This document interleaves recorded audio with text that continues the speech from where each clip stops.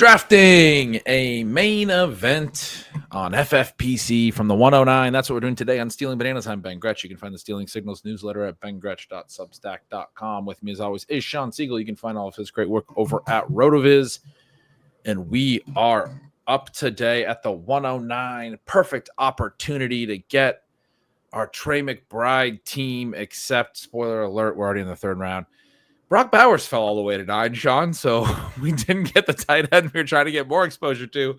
We just got more of tight end 1, Brock Bowers. We debated, well, when I say debated, I said, you wouldn't really want to take McBride over Bowers, would you? And you said, not really. And so we were kind of thinking about it, but because we wanted to get a McBride team. It didn't work out here.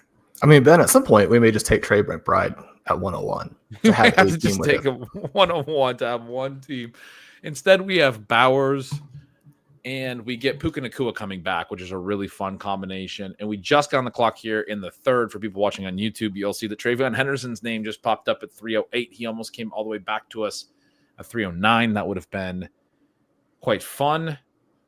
With him off the board, Shawn, the best available include Jaden Daniels, Kenneth Walker, potentially, and our guy Tetroa McMillan at wide receiver. What are you thinking? Well, you know I'm a McMillan super fan, and at times I get the impression that you might be even higher on him. It seems like taking him here and opening up the 404 for either Xavier Worthy or Jaden Daniels. Yes, that is what I was hoping you might say. So we go ahead and get McMillan there. In some ways, the decision between Henderson and McMillan, it gets tough. We have a lot of Henderson. In some ways, the guy going Henderson at 308 was nice because it just opened up the freedom to make the McMillan pick and not even have to think about it. Yeah, and I always come back to this element where McMillan absurdly, come on NFL, do a better job, right? Absurdly has a week 14 bye. That's not an appropriate time of the season to have a bye. It will come in the league playoffs, which both hurts you for winning the league playoffs. And if you didn't earn an auto bid by finishing first or second during the regular season, then you need to win that to make it into the sprint. So there is a meaningful trade-off there. You have to be very clear that you want McMillan at that price in order to select him. But I think we do want him at that price. The other part of it is that you get that extra week actually during the regular season, which increases your chances to get the auto bid by having one of your early picks an additional week during that regular season. Yeah, I mean, I get asked about the week 14 bye, and that's something that I've emphasized. I think the path where you have to win your league playoffs to get in is the thinner path, clearly. I mean, finishing top 2 in the first 12 weeks and getting that auto bid is the way that you want to be getting in most of the time. We did a little brief math on this on a show, I don't know, a few weeks back. I remember I was talking about it a little bit, but I wrote it up recently. Shawn, if you are a 2-1 favorite in both of your playoff matchups, which is kind of absurd because only 4 teams make the playoffs. If you don't qualify with one of the top 2 auto bids, you're the 3 or the 4 seed. You have to win both playoff matchups, win your division, and then you can also get into the sprint. Now, there's money on the line for winning your division, so that is part of it. And I understand for a lot of people that's a big part of it because if you want to be consistently profitable on FFPC, it's a great way to get there. Trying to win those divisional titles and win those pots is fantastic. But we are not solely focused on the sprint, but certainly a little more focused on just trying to get some teams through the sprint, try to go after those really fun, big prizes. That's, the other stuff's going to kind of come, that sort of deal. And if you are similarly focused, you really want to be prioritizing those 1 and 2 seeds in those auto bids, because going into the playoffs and expecting to, as a 3 seed, beat the 1 or the 2 seed, 3 seed or 4 seed, beat the 1 or the 2 seed, and then also win the next matchup against the winner of the other game. Even if you're a 2-1 favorite in both those games against the other best teams in your league, you're still sub 50% to win both. You're about 45%.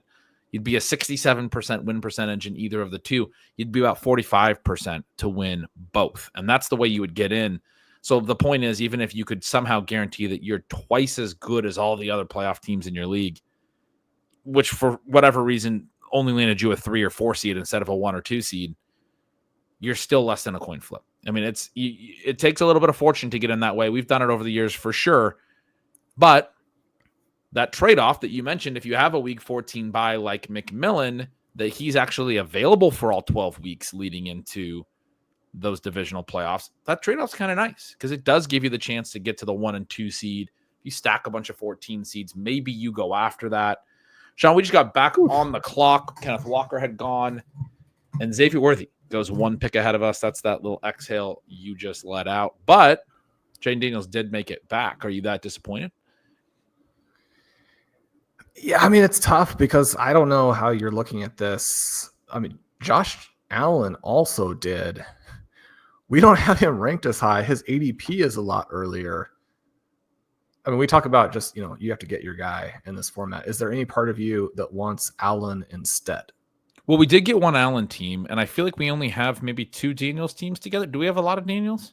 You said you were going through doing a little accounting. Did you find? Yeah, we have 2 Daniels, 1 Allen. I think I'd rather just get a 3rd Daniels. Don't you? Well, as soon as you make the pick there, you kind of wonder or worry that you're wrong. But yes, there's also a situation where the Hammerheads, who are drafting right after us, in the 2nd round, we really had a hard time deciding between Puka and Amon-Ra. As good as Puka has been, Amon-Ra's scoring, I mean, he's averaged just under 20 points per game across the last 2 years combined. It's an insane scoring level. Hammerheads took that pick in less than a second.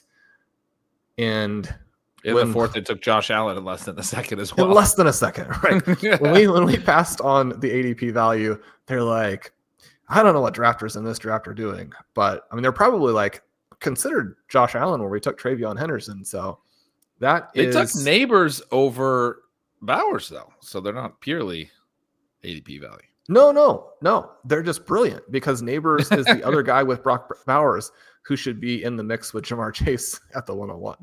Yeah, Neighbors, Amon-Ra, and they're the ones who took Travion and now Josh Allen. Shawn is excited about this team in our league and what they're going to be able to do in this contest. I still feel good about Daniels. I think there's a tier break, but with him and Lamar above Allen and Hurts, which was the way you had it at the beginning of the offseason, and I argued a little more for Allen when we did take Allen in a draft where Lamar and Daniels had gone. And I think you wanted to pass upon QB at that point. And I was like, no, Allen belongs there. Then I went through the projections process. Since the middle of 2023, when Joe Brady took over for the Bills, they've been a lot slower paced. They've been a little more run heavy. They don't run nearly as many plays, even though they were hyper efficient last year, which in some ways can kill play volume. They ran below average play volume. I mean, most teams that lead in games score a lot of points, run a lot of plays, and they were below average for a team that scored as many points as they did. And again, some of that was because of how explosive they were offensively, and obviously Josh Allen scored very, very well. But some of it was pace, was taking more time at the line of scrimmage and those things. The flip side with Daniels is 5 of the final 7 games he played in, other than Week 18, they ran 70-plus plays. So the league average is about 62 to 63. It was down a little last year, closer to 62. It's typically around 63. The Bills were a couple plays below average at about 60, which is meaningful. 2 plays per game is a lot over the course of a season. Daniels and the Commanders were up over 70, way above that average in 5 of the final 7 games, including those playoff games. And some of those got a little erratic, and maybe not all the games will get that erratic, and maybe they'll be better and they'll run more and more running clocks and all this stuff. But they had the training wheels on with him the first few weeks, and then he had that injury against Carolina, leaves the game early, goes over the next 6 weeks. He doesn't run as much. He doesn't throw vertically as much. It was like 6 of the 8 lowest rush attempt totals for him for the full season came, consecutively during that time when he was injured. But earlier he was running more, later he was running more. And then later, more importantly, when he got healthy, that pace did pick up. It wasn't the first games of his career. It wasn't when he was hurt. Suddenly we get a little bit of a sample of what they want this offense to look like now that they know that he's a star. And you get these 7 games, and in 5 of them, they're running 70-plus plays. And I think when you think about who can compete with Lamar Jackson with the total scoring, the way that the Bills want to do things doesn't give me a lot of optimism about Josh Allen being that guy. The way that the Commanders want to do things does give me quite a bit of optimism for Daniels, just from a pure play volume standpoint. Yeah, the offensive situation for Josh Daniels has been bad. And I mean, they should have fired their head coach. It's not that he is a below average coach, but at this point, you need to make that move. You need to try and get someone in there who can be an absolute star for them. One of the reasons that they're doing a lot of these things is to cover up their defense. Head coach is the defensive side, right? They've gone away from this idea of we're going to build an elite offense around Josh Allen. We're going to make him do everything. You're going to make Josh Allen do everything at the same time that a Chiefs team that was humiliated by the Eagles in the Super Bowl is going to come back and like score every time against you. So you still beat Josh Allen that way. I don't know if there's ever been a team where one guy was asked to do as much as Josh Allen is being asked to do right now. But unfortunately, part of that ask is for him to manage a slow-paced, run-oriented team, right, score a lot of points with all of those types of things. And so from that perspective, I mean, this isn't great for him. So it's not. But no, you're right. I mean, the whole offensive structure is we're going to get whole bunch of different types of skill position guys, and then they talk about everyone's going to eat, and they just brought back Gabe Davis today, so they got another receiver to throw on the pile with Keon Coleman and Khalil Shakir, and they're talking up Josh Palmer and whoever else, Elijah Moore, all these 9 million dudes they've brought in. They got 2 tight ends, they got 3 running backs, and it's just all like we're all going to find ways to complement Josh Allen, but we're not going to have any like legitimate stars for him to work with. He's going to be the whole identity and centerpiece of the offense. It's very, very true. He's obviously a worthwhile pick in this range for sure. Yeah, I mean, he's going to score, but it does come back to you have to put up the crazy rushing touchdown numbers. And I'm not saying that he won't do that, but when we think about things that are hard to sustain, I mean, that's in the group of things that's going to be hard to sustain. Yeah. Especially if you're not getting as many pure sneaks as Jalen Hurts is getting. I think you could make a pretty compelling case that Jalen Hurts is a better pick than Josh Allen. So when we look at that part of it, especially on the rushing TDs, he's had 4 straight years of 10+ rushing TDs. Allen's had 2, and no other. He didn't go over 10 just until those last 2 years. So yeah, I think that's a great point on the rushing TDs, that the sustainability of it isn't like as established. He's played 6 seasons, and he had never gone over 10 rushing TDs until 2023. So yeah, it's when Joe Brady took over, and that's when the rushing TDs really ticked up, and it's been this year and a half since then that he's run for a ton of touchdowns. But, I mean, Hurts has been that guy for his career is shorter, and basically every year it's been 10 rushing TDs every season. And Jaden Daniels' ADP has recovered slightly with Terry McLaurin being back in the fold. But, I mean, you could argue that it hasn't recovered as much as it should have. Now, Lamar Jackson goes early in 3 in this draft. The other 2 guys go later. That's a little bit more what I would expect. I don't understand Josh Allen going ahead of Lamar Jackson when the situation at this point for Jackson is so much better, and he is coming off of such a great season where he established that he can take advantage of these pieces that are now in place for him. So this draft seems a little bit more efficient from that perspective. It's a little bit disappointing that Xavier Worthy doesn't make it one more pick. That would have been a fun one. Worthy is a guy where, as controversial as it's been and as high as I am on him, I don't have that much exposure, in part because of where my draft slots have been. So this seemed like a really clear-cut one to get Worthy, and he goes a little bit early. Again, I think he's a good pick there, but that part is at least mildly disappointing. In the end, though, if Jaden Daniels has the type of season we're looking at, it will be a bigger impact than what Worthy can give us other than that huge ceiling outcome. One of the things people should be thinking about with Worthy is, there's a ton of risk there. I'm not arguing that there's no risk, but the ceiling outcome seems to be one that people are almost completely discounting, which is a bit odd. Ben, as we kind of go through this QB discussion, we've had what you might call a little bit of a conservative run with receivers. Then we had some of these dead zone running backs in Breece Hall, Chuba Hubbard, James Conner, and Tony Pollard go. Actually, I think that Pollard is pretty clearly the best of those 4 picks, even though he's the last of the quartet. DJ Moore, Cortland Sutton, Jamison Williams. I had this dream that Jameson Williams might come back to us. His ADP is vaguely in our range. And we're actually screaming toward another RJ Harvey pick. We just get Sam Laporta and Jalen Hurts right there. We are one pick away. What are you seeing? DK Metcalf's in the queue. I don't know if I accidentally clicked him or what the story I didn't touch that. That was you. DK Metcalf is not on my board right now, Shawn. Okay. RJ Harvey did make it back to us. We don't have any running backs. I don't need to talk you into it. But I mean, like, what could possibly otherwise be the pick right here? Well, if RJ Harvey is an automatic pick for us at 501, then he's probably a decent pick. I mean, I've got tons of RJ Harvey in the late fourth because he's already the best pick there. I mean, famous last words, right? Yeah, famous last words. But 509 without a running back on the roster, already have a QB and a tight end locked in, both Puka and Tet McMillan. I feel like this is the build that you got to have Harvey on, even if you're overexposed to him and you're not necessarily trying to get more. This is well past ADP at this point. He's a 504 guy in recent FFPC drafts, but frankly should be going higher, as you noted, and we've taken him higher. Hurts fell all the way to 506 there. Just to add a little bit of color to that rushing TD thing, so I didn't feel like cherry picking, because Allen had some 8 and 9 rush TD seasons. I was saying he only had 2 seasons over 10.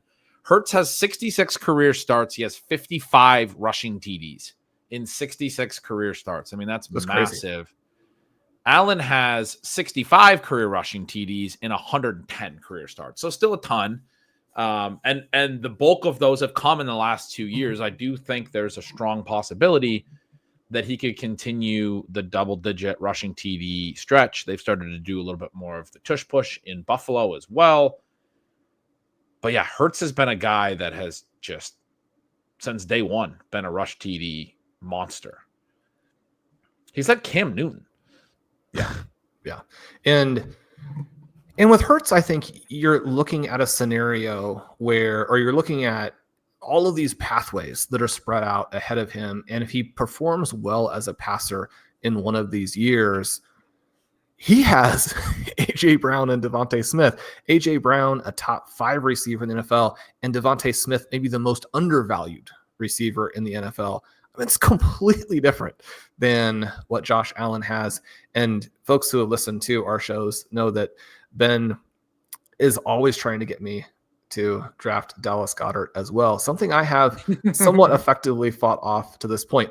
Although when I was going through our exposures, I did find that we have some Dallas Goedert teams. So we got him on one of the really early ones very late. It was like the 12th round or later in tight end premium. I mean, come on, steal. Yeah. So take a peek, Shawn. He's going to score 2 touchdowns on Thursday night, and then we're going to throw him in the lineup. I know. And those teams where we passed are going to score like 75 points in week 1. And you're like, oh, we're already eliminated because you didn't let me draft. Oh, man. I'm glad that it's, this calm before the storm. It's funny you say that already eliminated thing. I was writing up my stealing signals in season sort of primer, like what I'm going to be doing, what the newsletter, what the content schedule is, a little bit about what stealing signals is for people who aren't, who are new and all that. And looking at last year, I wrote something similar. And last year in that write-up, I was talking about how it was the calm before the storm and all these things that were going to shake up everything in days. And kind of told myself, or I wrote in the piece that I was sort of meditating on this idea that, pre-accepting some of the things that were going to come and a lot of the injuries. And it's fascinating because 2024 didn't have a lot of those, but you've mentioned this a few times through this offseason that, a lot of things are going to fall on our head here fairly soon. And those things can be a little bit tough. You go back to 2022, we had a lot of Trey Lance. There were, there's a Breece Hall injury his rookie year. There's a Javonte Williams injury right after he displaced Melvin Gordon. And we had a lot of him pre-injury when he was, I think, a year 2 guy at that point. And yeah, looked like he was going to take over that backfield and then had the serious injury like the very next week. I think J.K. Dobbins had gotten hurt in the preseason section. Maybe that was the year prior in 2021. We haven't had any huge injuries like that. hoping that a lot of them don't occur, but they certainly can, obviously. We'll finish that thought in a sec. We are back on the clock. Travis Hunter, TJ Hawkinson make it back to us. Your guy Devonte Smith is there. Jerry Jeudy. Probably one of those picks, yeah? Yeah, and this is tough because I really want two guys. I think it's absurd that TJ Hawkinson is here. I mean, absolutely absurd. At the same time, I think it's got to be Devonte Smith. There was a blurb on NBC about him, how he's going to break his career highs this year. I didn't have a chance to really dive into that. Sometimes, you look closely at things, and it doesn't mean the person writing the blurb was wrong, but just you get more nuance when you check it yourself. There's the take a peek thing here too, where Devonte Smith is one of these guys who could be a second-round pick in a couple of days, and then we wouldn't get him. Yeah, let's go ahead. We can take it. We're down to 7 seconds. A classic Siegele filibuster there. Executes it to perfection. He's in midseason form, folks. But yeah, I was just saying, with a couple days here until week 1, not to like bring the vibes down, but just the idea that I think we go into the season with so much optimism and a lot of stuff can happen at once. And last year, a lot of players stayed healthy, but also the 101 went on IR after week 1, Christian McCaffrey, and became sort of a non-factor. Puka Nacua had the knee thing in week 1 and ended up missing a ton of time as well. We did. I think, you had Rashee Rice who started to come on after 3 games and then had a major injury. We did have some injuries that were pretty significant. It was less last year. And I feel like that has been a theme of this offseason, that people are not really prepared for how brutal the sport can be sometimes. We didn't get any in the preseason that were too serious or that seemed too serious. Although we did with Ben, I'm surprised line. that you're saying that, because since the last time I talked to you, your favorite player in the NFL went on short-term IR. Oh, Jalen Coker. I was like, who's he talking about? Yeah, that was a bummer. The Jalen Coker thing was a bummer, man. People were like, where did this come from? He seems to have injured himself in practice after making the team and all that. And so they just put him, I think they sort of just put him on IR quickly to bring back Hunter Renfrow, because they had just cut Renfrow, and I think they wanted to make sure they got him back, because it was probably not an easy decision to cut Renfrow based on some of the camp discussion and those things. And anyway, kind of a bummer that he wins the starting slot job and then is no longer out there. But I was going to say the offensive line, Rashawn Slater, we got a huge injury there. There was another big offensive line injury somewhere, but it is something that obviously can still happen. And I'm not, like I said, trying to be too much of a downer, but it's the reality of the sport, Ben, I don't know if people realize this, and again, this type of way of looking at things can be used to justify very poor selections. But I want to note that Devonte Smith went at wide receiver 31. And in his career, he finished 30th as a rookie, 9th in his second season, 19th in 2023, and 28th last year when he missed 4 games. And in many of those seasons, the Eagles did not pass the ball very effectively. All of the scenarios are to the upside on this price with Devonte Smith. Now you make me feel like I got him ranked way too low at wide receiver 26. I mean, he's very playable at these prices. But some of those numbers weren't huge hits. There are some big hit concerns with him still, and I think those are fairly valid. With how little they throw. He scored 188 points as a rookie, and then he went for just under 1,200 yards and 7 TDs, 1066 and 7 And then last year, missing the 4 games, goes for 833 and 8. I mean, we're sitting on like a 15 touchdown season from Devonte Smith. I mean, that sounds great. That's a good thing to have in your 6th round pick. Yeah, we'll see what happens with the Eagles. One of the things we talked about before is that when you select A.J. Brown, as we did during our Big Gorilla Marathon, and I want to really thank everyone who tuned in for that. I don't know all of the specifics, as Colin Kelly is our guy on it, but he was telling me that it had a huge number of total hours watched. It was easily the biggest thing that has been on the RotoViz radio airwaves, obviously the YouTube version there. So obviously thanks to Ben and thanks to everyone who tuned in. There were some really kind and enthusiastic comments, both at the end and throughout. We really enjoyed doing that. Thanks to everyone who joined us. We had an A.J. Brown team in that, and now we have a Devonte Smith team. Will Shipley, someone later on in the draft who is a good fit for it. Again, I mean, we hope that nothing happens to Saquon Barkley. Ben, in the 2 drafts, you were begging me to pick Matthew Golden during the marathon. In the 2 drafts that I did since, one with my sister and one the big main event that I do every year with Colin Kelly, we were positioned perfectly to get Golden. I felt like that was in poor taste on my part to even click the button on those.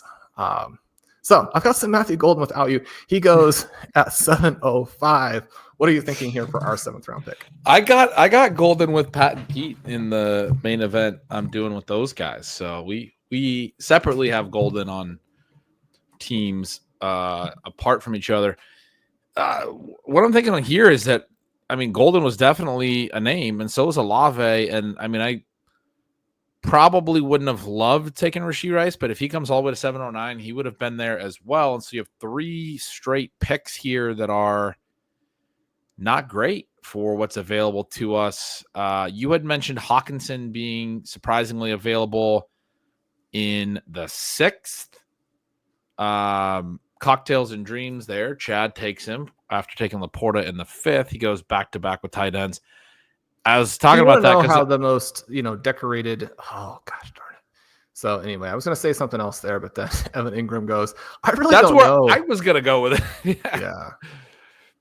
It's. I don't love our options here, to be honest. Charbonnet, Jakori, Kroski, Merritt. So I thought Chad was running down the clock a little because he was wondering if he needed to take 3 straight tight ends and take Ingram. He did not. The value on Ingram was clear. He went the pick between us and Chad. I was going to make the case for Ingram. I mean, you have like Addison, Pittman. I mean, we can go Michael Pittman already. It's just Jordan Addison, isn't it? Yeah, let's just take Addison. I think that's the guy we don't want to lose. The guy in the turn only has 1 receiver. So we take Addison there. But yeah, Ingram goes to the Hammerheads team we're talking about before. Did not have a tight end. Also gets a great value on Ingram. In the interim, had taken Emeka Ibuka in the 5th. We talked through his team, his or her team, and through 4 rounds. Ibuka in the 5th is, I think, frothy, man. That was like meaningfully ahead of where we got Devonte in the 6th, ahead of Zay Flowers, ahead of Ricky Pearsall, Jalen Waddle in the interim before we took Smith. And then took Pacheco in the 6th, which is not a pick that we're particularly on. But Ingram in the 7th there, another strong pick. That's a good team. I'm just kind of blown away by some of these tight end values where I guess the Travis Kelce thing, which does make some sense, is that the Chiefs went from loaded to basically empty at receiver within the course of a couple of days, even if he doesn't play that well. And he's talking about, he's going to be better this year because he's spending less time outside of football on his entertainment stuff this season. I mean, he's not going to get younger though. And it seems like, did you get engaged recently? I don't know. Yeah. He's supposed to be spending less time on that stuff. Right. So you get that, you get Warren, both of them before Hawkinson. Then only a couple picks later, David Njoku, which Njoku has scored a lot of points over the last couple of years. We always try and point that out because a lot of people are focused on his bad peripherals, where what you care about in fantasy are the points. He's a point scorer. We think that Harold Fannin could cut into that a little bit. Then you get Mark Andrews and Tucker Kraft fairly early and ahead of Evan Ingram. I mean, the Evan Ingram thing goes back to your concerns early in the season where there just aren't going to be enough balls. I mean, the Denver Broncos could have the same problem that the Baltimore Ravens have. Both of those teams have the opposite problem from the Bills, where the Bills, they're like, we're going to spread it around. But there aren't enough balls for all of our mediocre players either. That's one of the reasons you shouldn't draft any Bills. The kind of the flip side, maybe with the Broncos, but I struggle with him going after. I struggle with that price on Tucker Kraft, even though I think Tucker Kraft is awesome. I'll tell you, Ben, I didn't have any trouble, I didn't have any success flipping Tucker Kraft. There was one silver lining of the mega airline debacle I had this weekend.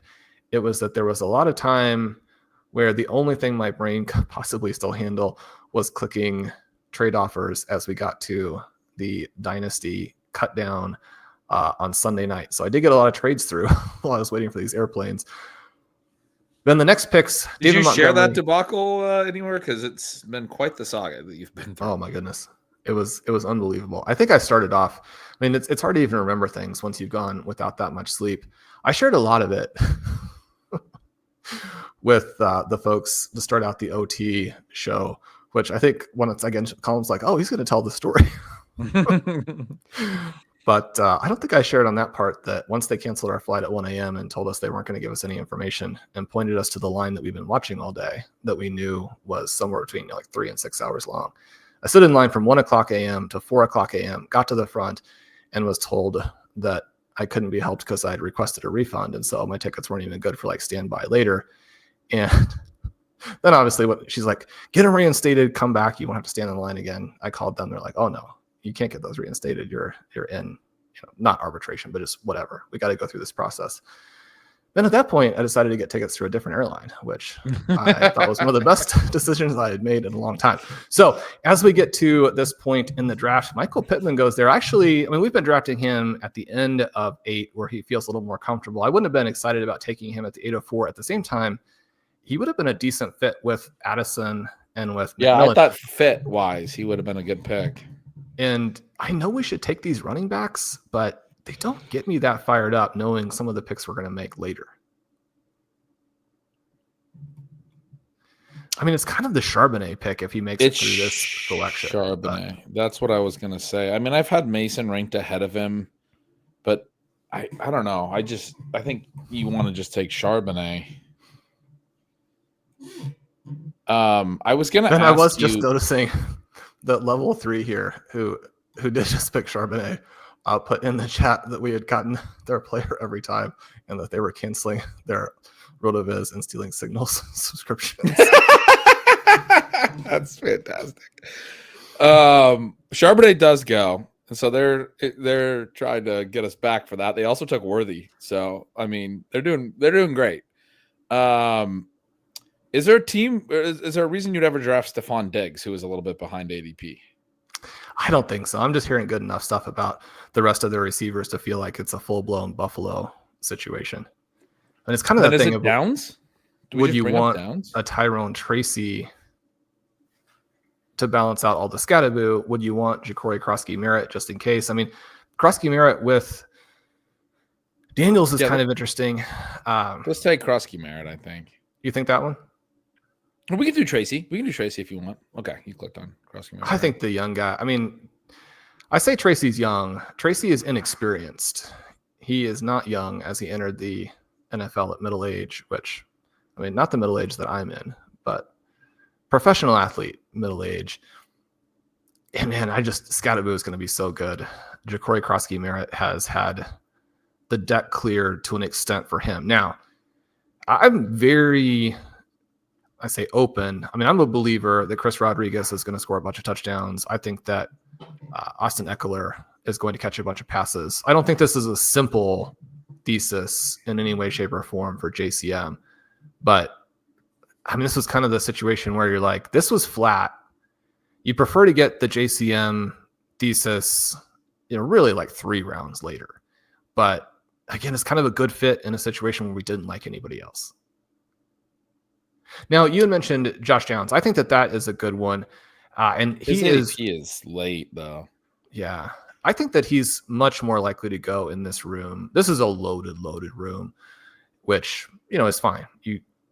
Everyone still only gets one pick, right? So you just execute your tactics regardless.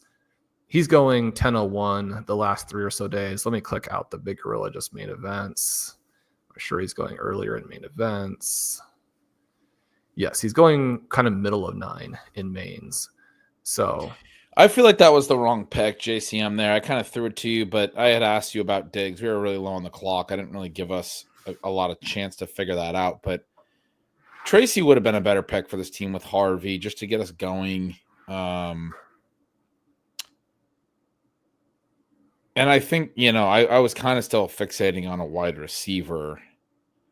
But Jordan Mason also hasn't gone. And there's other picks that I think I'm a little bit more of a stable pick that's sure to get usage, I think would have been interesting here as opposed to Kroski. Merritt's been going 801. He looked like a little bit of an ADP value at that point. But I've been not critical, but vaguely out on the idea of taking him in the 8th in some other spots. Mentioned it to some friends in the industry and things, and then I go and take him at 804, which is maybe a little hypocritical there. But I got pressured by someone who was just telling a sob story about like airplanes. What was I supposed to do? No, you left it to me, and I said Jakori Kroski Merritt was the one to kind of break that tie. But the funny thing is, I have Tracy ahead of him. I wanted Charbonnet there. Yeah, me too.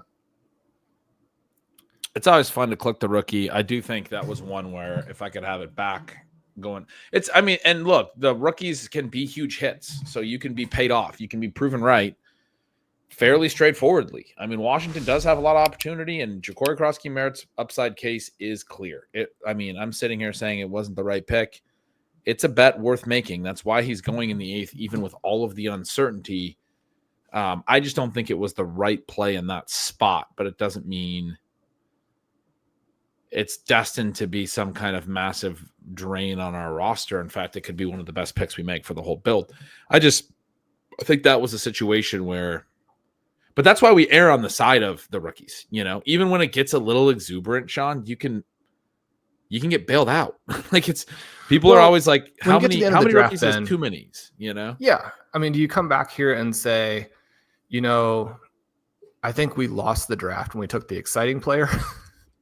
Or do you come back at the end and be like, why did we just take a random dude in round 8 when we were going to be able to make all of these other selections? And we don't even really want our 8th round pick to hit at this point.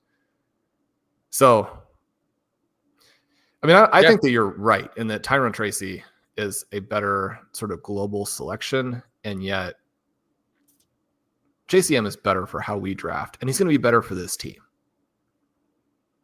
Maybe this was one in terms of how I'm thinking about it, like a Dylan Sampson.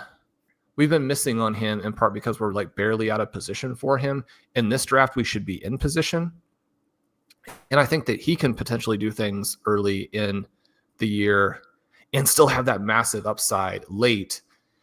A lot of people are going to say, he's going to have Quinshon Judkins dropped on him, which is way worse than having Cam Skattebo dropped on him. I guess I just don't think that that's true. I think that Skattebo might be better than Judkins, but also there's a lot more clarity in terms of Skattebo actually being available. That's right. Guy on the turn there just took Downs and Tracy. They had made it all the way to the end. Mason went in the interim. We are at the 902, waiting for it to come all the way back to us. It's moving a little bit slow right now. But at this point, we have Brock Bowers, Puka Nacua, Tetral McMillan, Jaden Daniels, RJ Harvey, Devonta Smith, Jordan Addison, Jakori, Bill, Kroski, Merritt. Are you going to start doing the Bill thing? I'm trying to figure out the Bill thing. Apparently, he likes to go by Bill. It seems like he's gonna need to be Bill in all of the databases. Yeah. If you're insisting to people that you want to go by Bill, that's perfect. Why wouldn't people be on board with that? He seems like a fun dude in addition to being. I'll tell you why. A good athlete. I can't remember where I was on. You're going to tell me why we don't call it, we shouldn't call him Bill. Apparently, he's called Bill because when he was young, he looked like Little Bill, the sitcom based on like Bill Cosby. So, I mean, that wouldn't be the namesake that I would want. Is that right? That doesn't seem right. That's what I was told. We'll have to do some more research. I can't remember where I was told that. We'll have to do some more research. The thing that's too bad here, Ben, is that by hitting Harvey for the billionth time, we've kind of taken ourselves out of the equation for J.K. Dobbins, who, if we hadn't taken Harvey early, just reaching big for Dobbins already in the last pick would have been something I recommended. I mean, he may get back to us even in 9, but wouldn't be very appealing there. His ADP is 809. You said J.K. Dobbins. Yeah, I would have loved to have taken him. I just Googled it. And there's a write-up on CBS Sports here that it's a nickname he picked up in his youth for having a short haircut, which reminded people of Little Bill, the star of the animated television series created by Bill Cosby. I mean, the whole thing is confusing to me. I'm still on board with him. Regardless, I'm willing to call him what he wants, and I'm willing to draft him. I just would go by Jakori at that point. Jakori is a pretty cool name. That's all I'm saying. It is a cool name. I love everything about this guy. Except for the Bill nickname. Well, everything. We're not a fan of Bill Cosby. Let's just be clear. We are not a fan of Bill Cosby. So Ben, we are 2 picks away. We know with our buddy here at the 10 taking 2 of our priority targets at 9-10 and 10-03 that we have to be careful about our own selection, and just that there are other people who make good selections as well.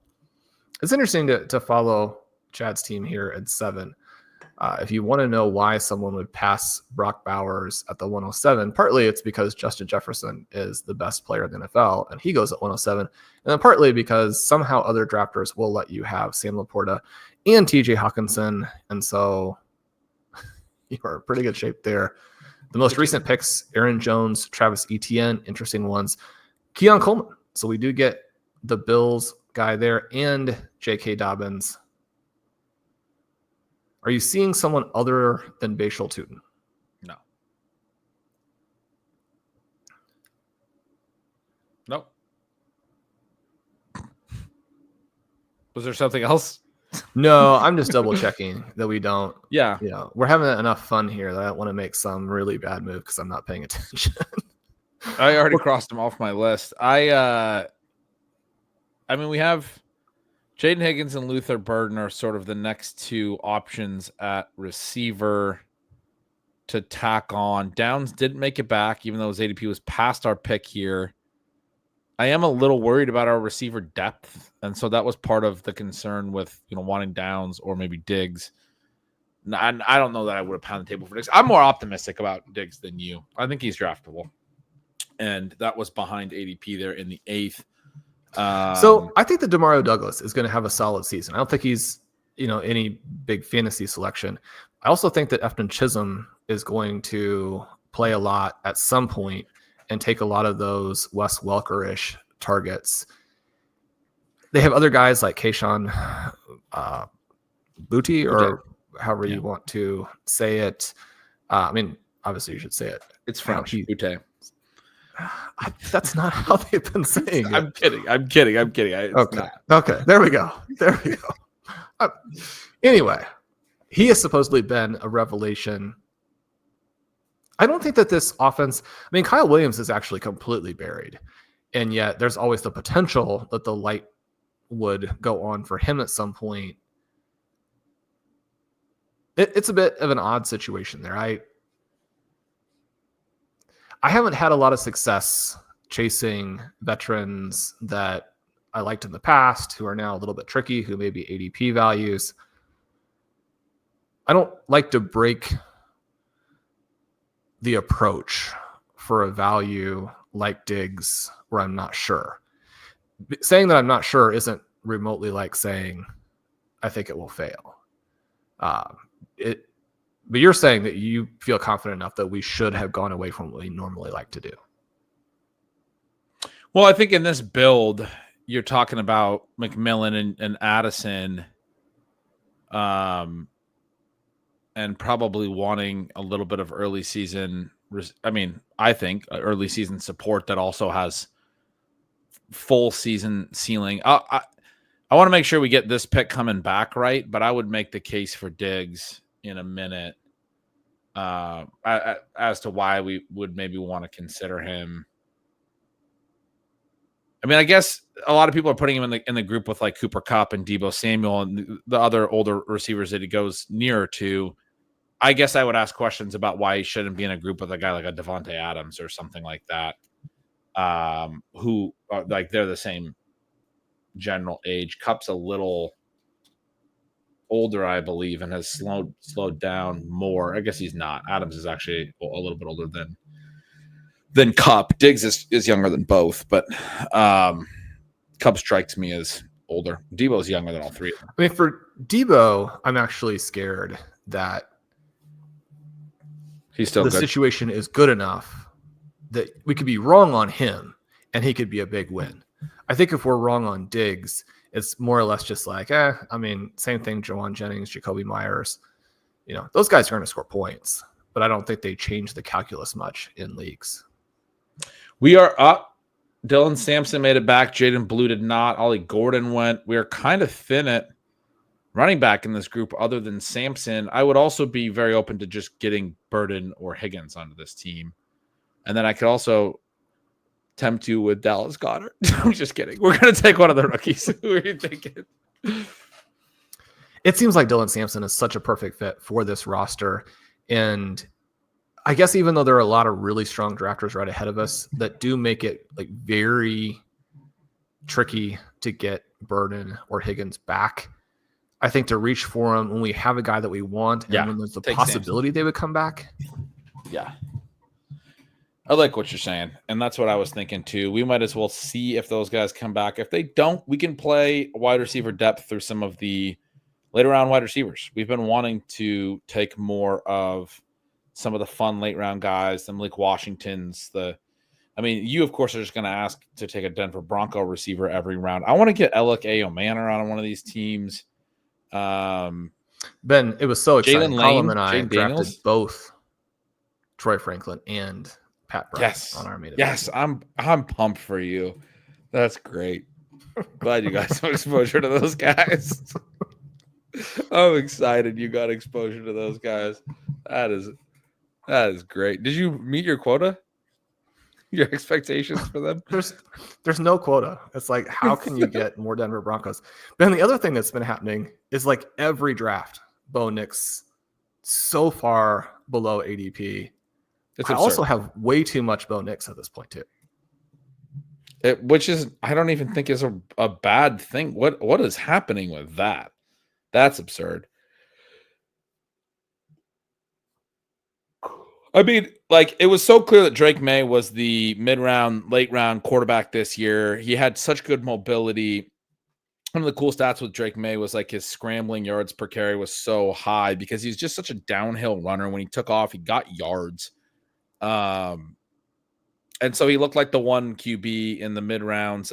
That most of the market is sucking up all the value on these guys these days, but that does have some legitimate mobility, like upside, and then showed a really good ability to throw the ball vertically and down the field. I mean, every analyst has talked about Drake May at some point this offseason. And yet, Shawn, Bo Nix has fallen to such a degree that behind a better offensive line with like better weapons, better play caller, everything, he's not quite the same talent, but he was way better last year as well. May is hoping to break out and get to the next level that Nix was already at last year. You're talking about him going in like the same range as Drake May now. Like, we're now 9 quarterbacks off here. He has not gone in the 10th round. May tends to go in this 10th, 11th round. Nix just falls right into the range where May is. I think it's fascinating. Yeah, my big concern, which becomes bigger with every single additional share, is that the Broncos will be so efficient that his second season with the Broncos will be more similar to his final season with Oregon, where they were so dominant he didn't have to run. And that was one of the reasons why people were a little bit off of that part of his profile, is not realizing what the situation was there. But it is a little bit of a risk that he could run that offense so effectively that he himself doesn't have to scramble. I think the thing with the Patriots offense is that even though I made the case for them having an interesting group and a deep group of receivers, they don't have any impact receivers. And so that's the part their team is not nearly as good, right? And if their team isn't nearly as good, there are just so many more potential opportunities in 2025 for Drake May to scramble. I think we may see a gap, and that would be the thing that worries me. So you earlier were saying all these other guys are going to be involved. Efton Chisholm comes up when you're talking about Stefon Diggs, who has just been a much, much, much better player than. And I know you know this because you're very into Stefon Diggs. And then there you just say they don't have any impact receivers. Stefon Diggs' supposedly bad season last year was a 1.84 yards per out run season. In his final few years in Buffalo, they were rocky. The down years were 1.91 and 1.99. The up years in 2020 and 2022 were 2.51, 2.49. I mean, 2.69 back in 2019. He has 3 seasons. Now, those are many years ago, but where he's 2.5 essentially or better. The other 3 more recent seasons, 2021, 23, and 24, where he's worse, he's between 1.8 and 2.0 yards per out run, which is like where T. Higgins hangs out every year. And people act like T. Higgins is incredibly good. I don't really understand the dislike for Diggs. Part of it was last year that his ADOT was lower. I talked about this earlier in the offseason. They put him in that slot role. And people talked about it a bunch after the first 2 games. First game, he had 6 targets, 6 catches, 33 yards, 2 TDs, and everyone said he only had 33 yards on 6 catches. The TDs are the only thing that was good here. Next week, 6 targets, 4 catches, 37 yards, 6.2 yards per target, very, very low. And everyone's like, oh my God, the ADOT's so low, all these things. The next week after that, he had a 12-target game, 10 catches, only 94 yards, still very low. Yards per reception under 10, all 3 of those games to start the season in this slot role. Week 4, though, he starts to get into a little bit of a better role in this Houston offense. Things start to come together for him. He had a 13.8 yards per reception that week on 5 catches, 13.7 the next week on 6 catches, 12.8 the next week on 6 catches. Then he had one more game where he had 5 catches for 23 yards. It was all very low ADOT stuff. And then his final game, 16.2 yards per catches. It was a 5 for 81 game. Like that kind of 5 for 81 showed that he actually wasn't just down to this below ADOT guy. And 4 of his final 5 games there, he was 12 plus yards per reception. You think about like possession receivers will often go 5 for 50, where the yardage, it's like 10 yards per catch. The yardage, first digit in the yardage is the same as a number of catches, 5 for 50, 6 for 60, 7 for 70, whatever. Diggs had some games where the yards were actually lower than the number of catches, 6 for 33, 4 for 37 early on. And people, not you at all, Shawn, but people I know around the industry, we're talking about like he's just this like underneath guy now. And that's just not what he became at all once he worked into the offense. Although he's in a new offense, we all know it takes time. He quickly became a guy actually that was much better than that, was 12 plus yards per reception, 4 of his final 5 games, getting a lot of volume. His yards per target on the season ends up very solid at 7.8. He saw 6 plus targets in every game he played in Houston last year, 8 straight games. He caught 4 plus balls in every single game and 5 plus in all but one. The last 6 games he was there, 7 plus targets. Like the volume was actually just getting better and better. It was getting more downfield. He was working into a stronger role. And then he tore his ACL and he's out. And we don't, the reports have been very favorable and positive in these things. We don't know how good he's going to be, but he finished with a 23% targets per route. It was at a lower ADOT on average because the first 3 games were so low and the final 5 aren't going to completely bring that average up, but it was trending back toward like normal depth receiver stuff. And so we talk about there not being like a game. And then the guys you mentioned, DeMario Douglas, Chisholm, those are like low ADOT slot guys. Diggs was playing that role because they had Tank Dell on one side and obviously Nico Collins on the other, and they wanted him to play the slot role in this particular offense. The year prior, he'd been with Buffalo, and he'd been with Buffalo in New England's division for several years. New England goes out and acquires him this offseason and has been very clear that like they think of him as the receiver, like the stud that's going to unlock Drake May. This team has a win total over under of 8.5. They're expected to be like a 500 team, significantly better than last year by the market. Their schedule is pretty favorable. If May does take a step forward at all, I think it's going through Diggs pretty clearly. And I think that's something that we haven't necessarily discussed on the show a ton. The way that you talked about it as like if he hits like a Jakobi Meyers or one of those guys, that's not consistent with how Diggs has hit in the past. Now he's older, but if Drake May's a breakout player this year, this late round quarterback that a lot of people want to play, I think Diggs can hit in a way that is quite a bit more meaningful than the ways that Jakobi Meyers or some of the other, I can't remember the other names you compare him to, but I think he could hit in a way that's more meaningful than some of those guys.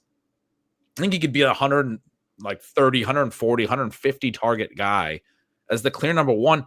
The reason I compared him to Adams a little bit ago is he's very similar as a player to me. They have always gotten by on route running and separation and target earning, and that's what he was doing with Houston last year. That's why I was kind of going through the game log. Every game, earning consistent, solid volume.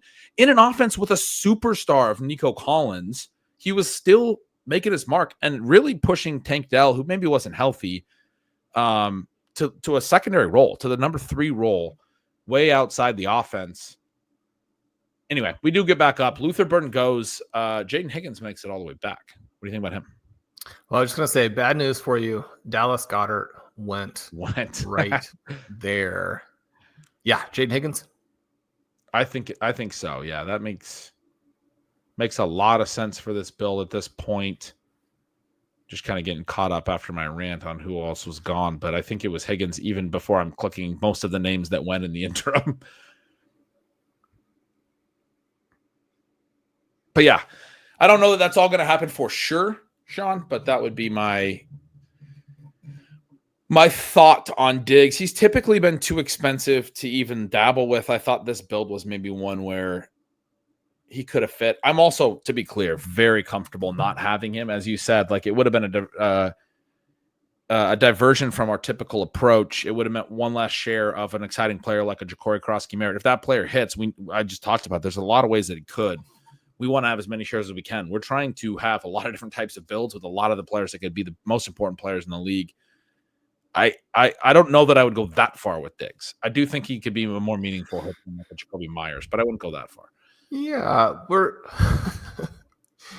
going to throw some numbers at you after we make our 12th round pick. See if I can get you off of that take at all. Is it from his 8 games last year? What's that? Was it from his 8 games last year? No, it's going to be a contrast. You're comparing him to Devonte Adams. I think there is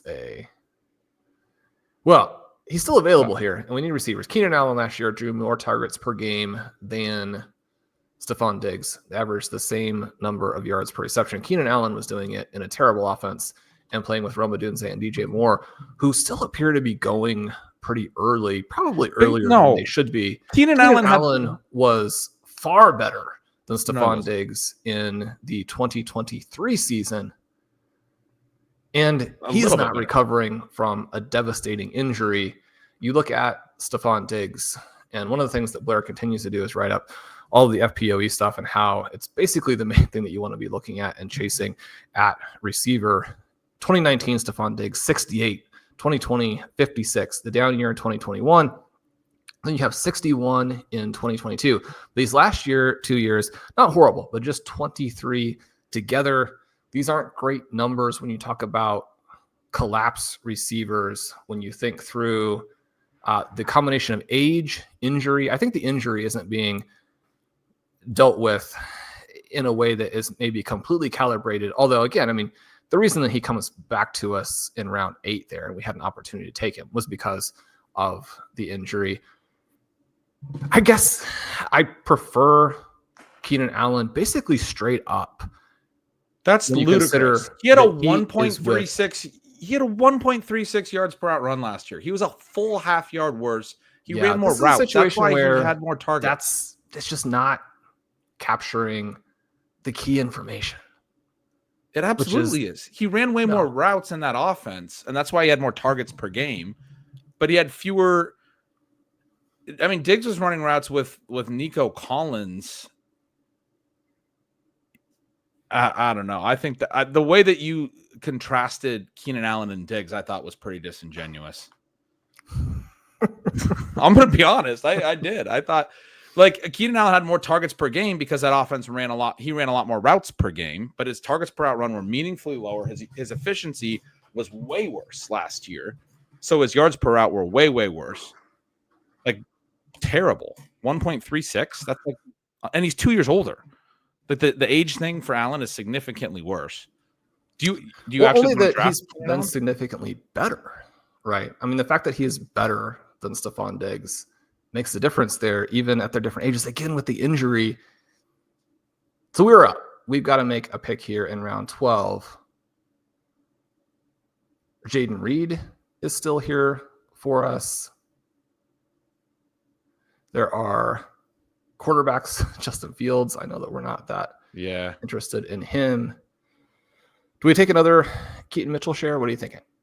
Yeah, Mitchell, Algier, like it's not great. Jaden Reed makes sense. Marvin Mims just went. Yeah, we grabbed Mitchell. It's pretty flat here. We're too busy chatting. I don't know that Keenan Allen's been way better than Diggs either. I guess I want to dig into that. I wasn't following what you were saying about the FPOE stuff. You were giving his league rank on FPOE, I imagine. No, just the total fantasy points over expected. So he had massive numbers for that like middle peak of his career. And then those numbers plummet with, and again, I mean, part of the reason that they're so low last year is that he misses a bunch of games. It's just a difference in and I don't think that we can write off the usage there. I mean, if we're going to ding Keenan Allen for being an underneath guy, despite it's weird to me that coming off of the massive season that Keenan Allen had in 2023, where, I mean, let me look at this here. Keenan Allen, that was it. In 2023, averages 21.6 points per game. 21.6. More than Amon-Ra, more than Justin Jefferson, way more than Puka, who was a rookie. Crushes Nico Collins, crushes A.J. Brown, and then comes back and draws more targets than DJ Moore and Rome Odunze. But it's terrible. So he did the 2023 year talk. He did what he was asked to do, which is to draw targets on the routes that he was asked to run in a terrible offense with these other two guys on the field. It's not overstating the value of yards per out run to say that he was at 2.36 in 2023 this great year and 1.36 the next year. He lost a full yard per route. I understand the offense sucked, and I've controlled for that with a lot of these players on the Bears. But so his like multi-year progression in some of this, like the per out stuff. I know you're not as into the ways that I apply yards per out run, but in 2020, 2021, he's sub 2. He was 2.18 in 2022. His ADOT is not like massively lower than Diggs. His efficiency, yards per target, like as a yardage efficiency, the ranges it was in through his peak and prime were very similar to Diggs. My argument about 2023 would be that was Keenan Allen's age 31 season. And then that's what Diggs' season will be this year. And then he came back and was, that's not true. This will be age 32 season for Diggs because he's born in November. So he'll actually turn 32 toward the end of the year. Keenan Allen's an April guy. So they're, about 5 months apart, the direction that Diggs will be about 5 months older this year than Keenan was in that 2023 season. But it's meaningful to me that Keenan went and played an age 32 season at a very low level other than the target earning. I'm not saying Keenan's definitely done, but as far as like Diggs being too old, the Keenan season is actually a point for me where Keenan had tough years in 2020 and 2021, rebounded a little in 2022, and then had a really great season in 2023, still had it at 31. Like a guy like Diggs who has scored like him over the course of his career, being back in a potential number one role in an offense that could like accelerate at 31, I don't think is too old to have a great year. And I would point to Keenan Allen's 2023 as a great example of that. A guy who had similar scoring ranges. Now, maybe I'm wrong about their scoring ranges, but you were saying that Keenan was just way, way better than him. In their primes, is that what you meant? Or just in the recent years that you're talking through? Because I'm I'm not remembering Keenan as being that much better than Stefon Diggs in their best seasons. I just think that if you're looking at the massive gulf between the two guys in 2023, and then we have a discouraging, I understand what you're saying with Diggs and that you have these potential positive markers, but the fact that he came out and a former superstar is so clearly stepped on by Nico Collins when they're out there together and they're not remotely comparable. And then he does benefit a little bit from the Collins injury, so he gets to play without him. And we simultaneously see Keenan Allen able to draw targets in an offense that was so catastrophic that it got everybody fired, that it ruined Odunze's rookie season and maybe derailed his career, that put DJ Moore back in this category of like just a guy. And one of them is coming off of a serious injury. Again, it's just, when we talk about Diggs' age and injury status, it's very concerning. Yeah. I mean, Keenan was really, really good in 2023. It was actually the best year of his career from a points per game perspective. And he only had one other game that was in 3.5 points of that. It was a career season at age 31 for him in every meaningful way. The only other game that was, or season that was in 3.5, within 3.5 points per game of it, was an 8-game season back in 2015, his third season. I mean, his 2023 is an outlier for what he was for the majority of his career. It was meaningfully better than what Diggs did in 2023, and Diggs' efficiency was down, and it was down. It wasn't strong in 2024 either with Houston, but I mean, in 2022, Diggs was at 19.8 points per game. That season I was talking about with Keenan being the best of his career was 21.1. Diggs in 2020 was at 20.5. Now that's pretty far back. I get that, but that's 2 seasons that were better than any of.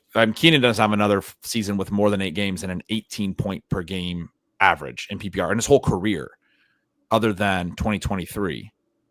And Diggs has 2 in the last 5 years, and I don't know. It's I don't track the like. Keenan was meaningfully better in 2023. So I guess my question for you would be that you don't buy the argument that the problems with his peripherals in 2024 were related to the offense. Keenan Allen? Right. Keenan Allen in Chicago, the problems with his peripherals there, where again, he still is able to draw targets. I think that was certainly part of it. So the reason I guess I used the word disingenuous, which was a little rude, but you're like saying that Diggs was so bad in 2023, and that one was one Joe Brady took over midseason, and everyone was talking about this. Diggs had an issue with it. The offense changed. They started throwing it to him short, and it didn't really work for Diggs anymore. They traded him in the offseason because it wasn't a fit anymore for sort of who he was, and yet his yards per out run that season for the full year, 1.99, is still a very strong season. But if you split it by like the different offensive coordinators, it really shifted when Joe Brady took over. So like that's the part of it where like if you look at just the 2024 scoring, you can make the inverse argument that you're making from the 2023, which is not that Diggs was really, really good like Keenan was in 2023, but that Diggs was meaningfully better than Allen. And if we're going to control for Allen's 2024 being situational, I would want to control for Diggs 2023 being situational, and also somewhat his 2024. He changes teams. He's playing alongside Nico Collins. You called it being stepped on. I mean, I don't know that I would put it that way when Nico already has, I mean, he's an ascending superstar and already has a great rapport with CJ Stroud. Diggs earned volume there, and he arguably stepped on Tank Dell. A lot of people thought there was no way you could take Diggs over Tank Dell. I was having those arguments all last offseason. Diggs was way better than Tank Dell until Diggs got hurt. He was actually starting to produce a little. I thought he was going to go on and have a nice little season last year. I don't know how. Well, in defense of both Diggs and Tank Dell, I think that Tank Dell's problems were because the offensive coordinator was completely incompetent, and it made it impossible for them to get the deep ball to him the way they should have. I mean, that was pretty ridiculous. But yeah, no, I agree with that. So we've got problems beyond this Stefon Diggs, Keenan Allen conversation, which is that all the good players have been drafted. Harold Fannin goes super early. Will Shipley, I'd mentioned earlier that we should get. Then we took Keenan Allen, who wasn't going to come back either, but Will Shipley goes. We don't really have good picks here. Is this a situation where you want to take at least 2, if not 3 quarterbacks? Do you have any interest in Justin Fields, who is here at 1309 and, I guess mid of 12 is where he usually goes. What are you thinking? Yeah. I'm wide open. I don't like any of the picks. I would be totally fine with that. Did Najee Harris go? I don't want to take him. Oh, yeah, he went. He did go. Good, because I don't want to take him. You're like, I wasn't going to take him anyway. Najee Harris here I would. Yeah, because it sounds like he's going to play. He went in the last round in between our 2 picks. We do grab Fields there. I'm fine with this idea of, we do have Jaden Daniels, but you just want to kind of cover ourselves on the QB side. Totally distracted, Ben. Totally distracted. You got me off my game now. I was off my game coming in. We've had some things going on. We're using this draft to distract each other, but instead we got in a fight. Got into a Stefon Diggs discussion. No, he is one that I wanted to talk about. Probably the pick there should have been Likely or JT Sanders and get a second tight end, even though Fannin went. I'm not looking at ADP. Let's stop talking about Stefon Diggs. Likely goes at this 13-14 turn. Hopefully he swings back around. Yeah. 2 of these guys have multiple tight ends. I know you like Likely. What are you going to say? No, hopefully he would come back. He should have been the pick. I don't know what I'm doing. There he goes. Who do you like to round out our receiver group? Do you have some Stefon Diggs? No, I'm kidding. Do you have some guys here? Bateman is still available. Hollywood Brown is somehow like vaguely viable. That drives me out of my mind. Bateman's one of my next 2. I have Wan'Dale Robinson ahead of him. I still think it's absurd that he goes this late with all the targets. We could just start taking a lot of the fun ones. The late round fun ones. Oh, you want to take the Broncos? That's what you hear when you think about the late. Well, I guess I don't understand why they haven't already gone, but Troy Franklin came back today in a super flex draft. That tournament is sold out, but the slow draft that I'm in with Zachary Kruger from NBC is ongoing. It's in round 19. It's been ongoing for weeks, in part because we always take forever to make our picks because we got to communicate. We took Troy Franklin in round 19 today. It's like in best ball, people don't want, the free 6 long touchdowns he's going to have. Those may be the only 6 passes he catches all year, but they're going to be helpful. He's going to have long touchdowns. That's for sure. I like him plenty in best ball. We could take him. That's fine. It's probably not my preferred path. I'm still just so confused with the routes with Denver and how it's all going to work. I do think Evan Ingram's going to run a lot. Sutton's going to run a lot. People think Mims is going to run all the routes. I don't think you think like Franklin's going to, for example, but I think Pat Bryant's going to run a ton too. I think part of the reason they traded Devon Vele is how good Pat Bryant looks. And you're thinking you're like back on board with taking both Denver Broncos. No, just Pat Bryant. I think the big receiver role is a real thing. They had Vele in it last year. When he got hurt, they played Little Jordan Humphrey. And so part of me is like, if somebody consolidates, it's probably – I still think Mims and Franklin are just going to split. Neither of them ever got to run like more than 60% of the routes last year. Mims never hit 50%. And they basically were, stepping on each other routes-wise, which is just so annoying. But I don't know. Maybe that'll change. But you know how Peyton is with the size and – but Pat Bryant's bigger. So anyway, Brashard Smith goes right before us. That was another one of the picks we could have made, and that's annoying. Oh yeah, it's our buddy Theodore there who takes both Likely and Brashard Smith. Amazing. That is completely above board. That's the way drafts work, then I don't. I mean, like Rashard White, Tyjae Spears on IR. Let me throw. How about the Denver defense? Yeah. Yes. Let's get some Denver Broncos on this roster. That's what I always say. We can push some of those conversations. I mean, in a draft this tight, all of those guys could go in the next pick. In the next 2 rounds before our next pick, but makes it a little bit easier for us to decide on names like Pat Bryant, Troy Franklin. We're going to definitely try and get Malik Washington. I have been getting him super late, obviously, but then he went really early in my draft with Column. So yeah, he's rising. Yeah, what about Alec Ayomanor? Do you want to get a share of him or no? Well, for anybody who checked out the 0 wide receiver candidates piece, the 10 late round receivers to draft, Ayomanor was on there.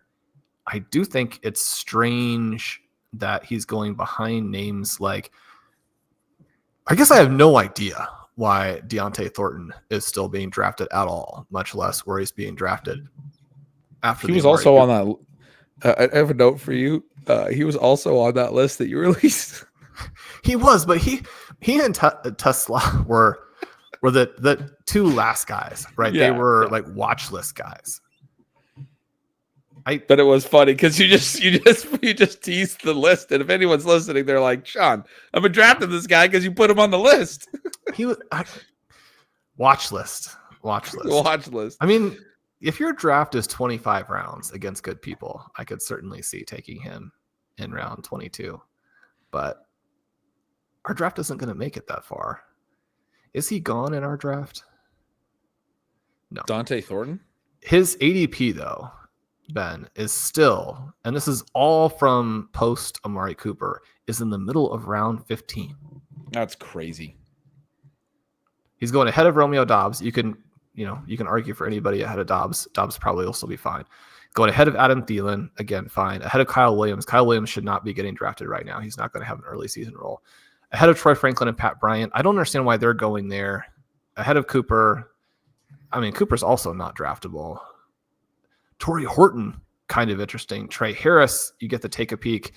It's a little surprising to me, Ben. It sounds like a lot of people still think he's going to play more than Keandre Lambert-Smith in week 1. I think that he's much more insulated because of his draft cost over the, like short, medium term or the intermediate term, the 3 years. I mean, Keandre Lambert-Smith is going to have to be good over the next 3 years to have a role 3 years from now. Trey Harris doesn't have to be that good, but it's already set up to where it seems like Lambert-Smith will play more in week 1, but I continue to see a lot of things suggesting that's not the case. It also seems like Harris may not be quite as healthy, but I could be wrong about that. Anyway, I mentioned him because I do think it's actually vaguely surprising, even with the issues that he faces, that he's going behind some of these other people. I think it's surprising that KLS isn't being drafted. Maybe as people are listening to this, they're like, Shawn, there's just information you don't have. But Ayomanor, after these guys, he should be going. Malik Washington obviously should be going. And then I don't see anybody else who should go. So that's kind of where we are in terms of receivers. Did I miss anybody? Did I impugn someone's honor in a way that is not justified? Where are we here with these receivers? Wandale. Let's see where Wandale is. So I'm currently looking at, he's in the same round as Dante Thornton, and I'm currently looking at Wandale's stats to tell you that Dante Thornton had 65 receptions in his college career across 47 games. So like 1.2 per game. I wanted to see how many games it took Wandale to get to 65 receptions last year in the NFL. And it's not, I mean, he had 93 for the season, so it's not a full season. I can tell you that. I mean, the idea that Wan'Dale Robinson should be going in the same round as a rookie who couldn't catch in 4 seasons more passes. Obviously, there's a huge gap, and I'm being disingenuous now. There's a huge gap in yards per reception and depth of target and all of those things. But It is absurd. It is absurd that Wan'Dale Robinson goes this late. I assume the other names that you said were good, but I was too busy. Trying to look at Wan'Dale Robinson's stats versus Dante Thornton's. The fact that those guys go together. You mentioned Ayo Manor, Torrey Holden, obviously Pat Bryant, Troy Franklin, Malik Washington, Jalen Coker. I mean, now that he's hurt, is tricky, but probably still stashable. Jalen Lane, I assume. Was that the sort of the list? Yeah, I think that there are probably better uses of the roster spot to see guys early than Lane or Coker. Yeah. Man, the Coker thing is such a bummer. He does also require us to do more work with ADP, more work with waivers ahead of week 1. Yeah. Ben, any additional information on Jalen Royals? The last thing I saw was that Andy Reid's like, he's in a race to play. A rookie in a race to play week 1 is not going to feature in the game plan. I've not heard anything beyond that, and that's a concern. And that's why I've been a little bit out on him, because I don't think we're going to get early information. You asked me if there's anyone else, and I don't think I have anyone else. To take a peek that would be fun at some point would be Tyquan Thornton, but not really. He's probably not going to run enough routes. I don't have. Yeah, those are the only draftable wide receivers.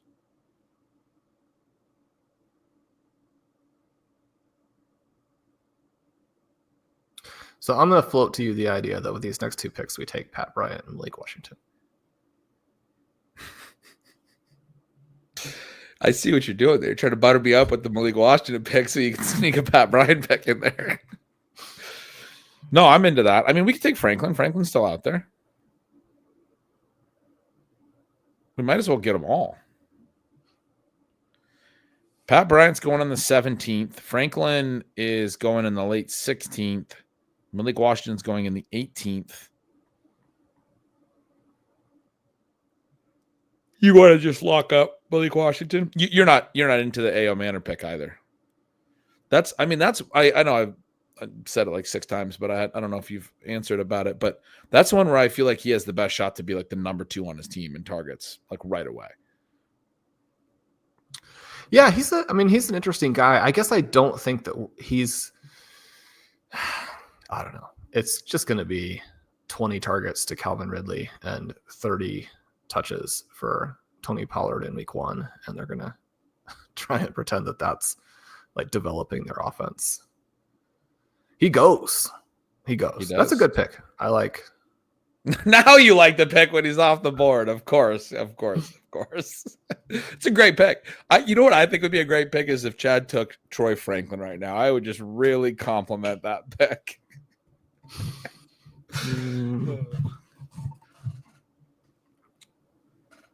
It's been a long off season, Shawn. The season starts in 2 days.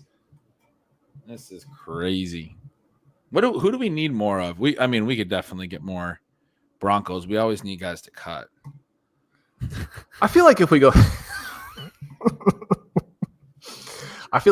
15, 16, 17 with the 2 Broncos and Washington, we should get them. And that gives us a chance to kind of lock down not lock down, but I don't know. I think that Pat Bryant is going to score more points in the second half of the season. I think that Troy Franklin is going to score more points in the first half. I think the person who could be the casualty in the second half is Marvin Mims. And if Marvin Mims is the casualty, then both of those guys are, people who score points and are tricky to play every week, which is the point that. Okay, but before you click, we're on the clock. We can do all that. It is absurd that Wan'Dale Robinson's available at 15:09, is it not? I mean, he didn't score with all of that target volume last year. All right. We'll leave him out there.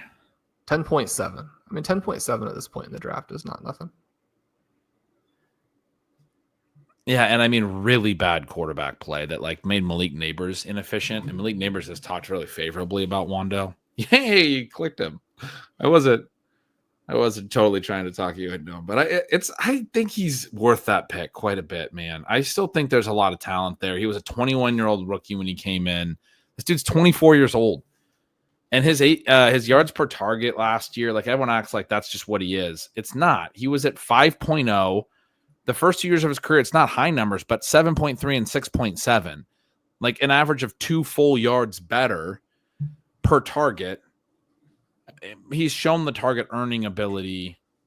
The quarterback play was terrible last year. It's not going to be amazingly better. And people are like, well, he's a bad fit with Russell Wilson. I'm like, okay, well, if the fact that Russell Wilson and Jackson Dart and these guys throw down field more means that he can actually earn some more volume down the field and his ADOT goes up, even if he doesn't get 140 targets, he's going to walk into 110 this year. They don't have anyone Russell else. Wilson can only throw 60 yards down the field and directly sideways.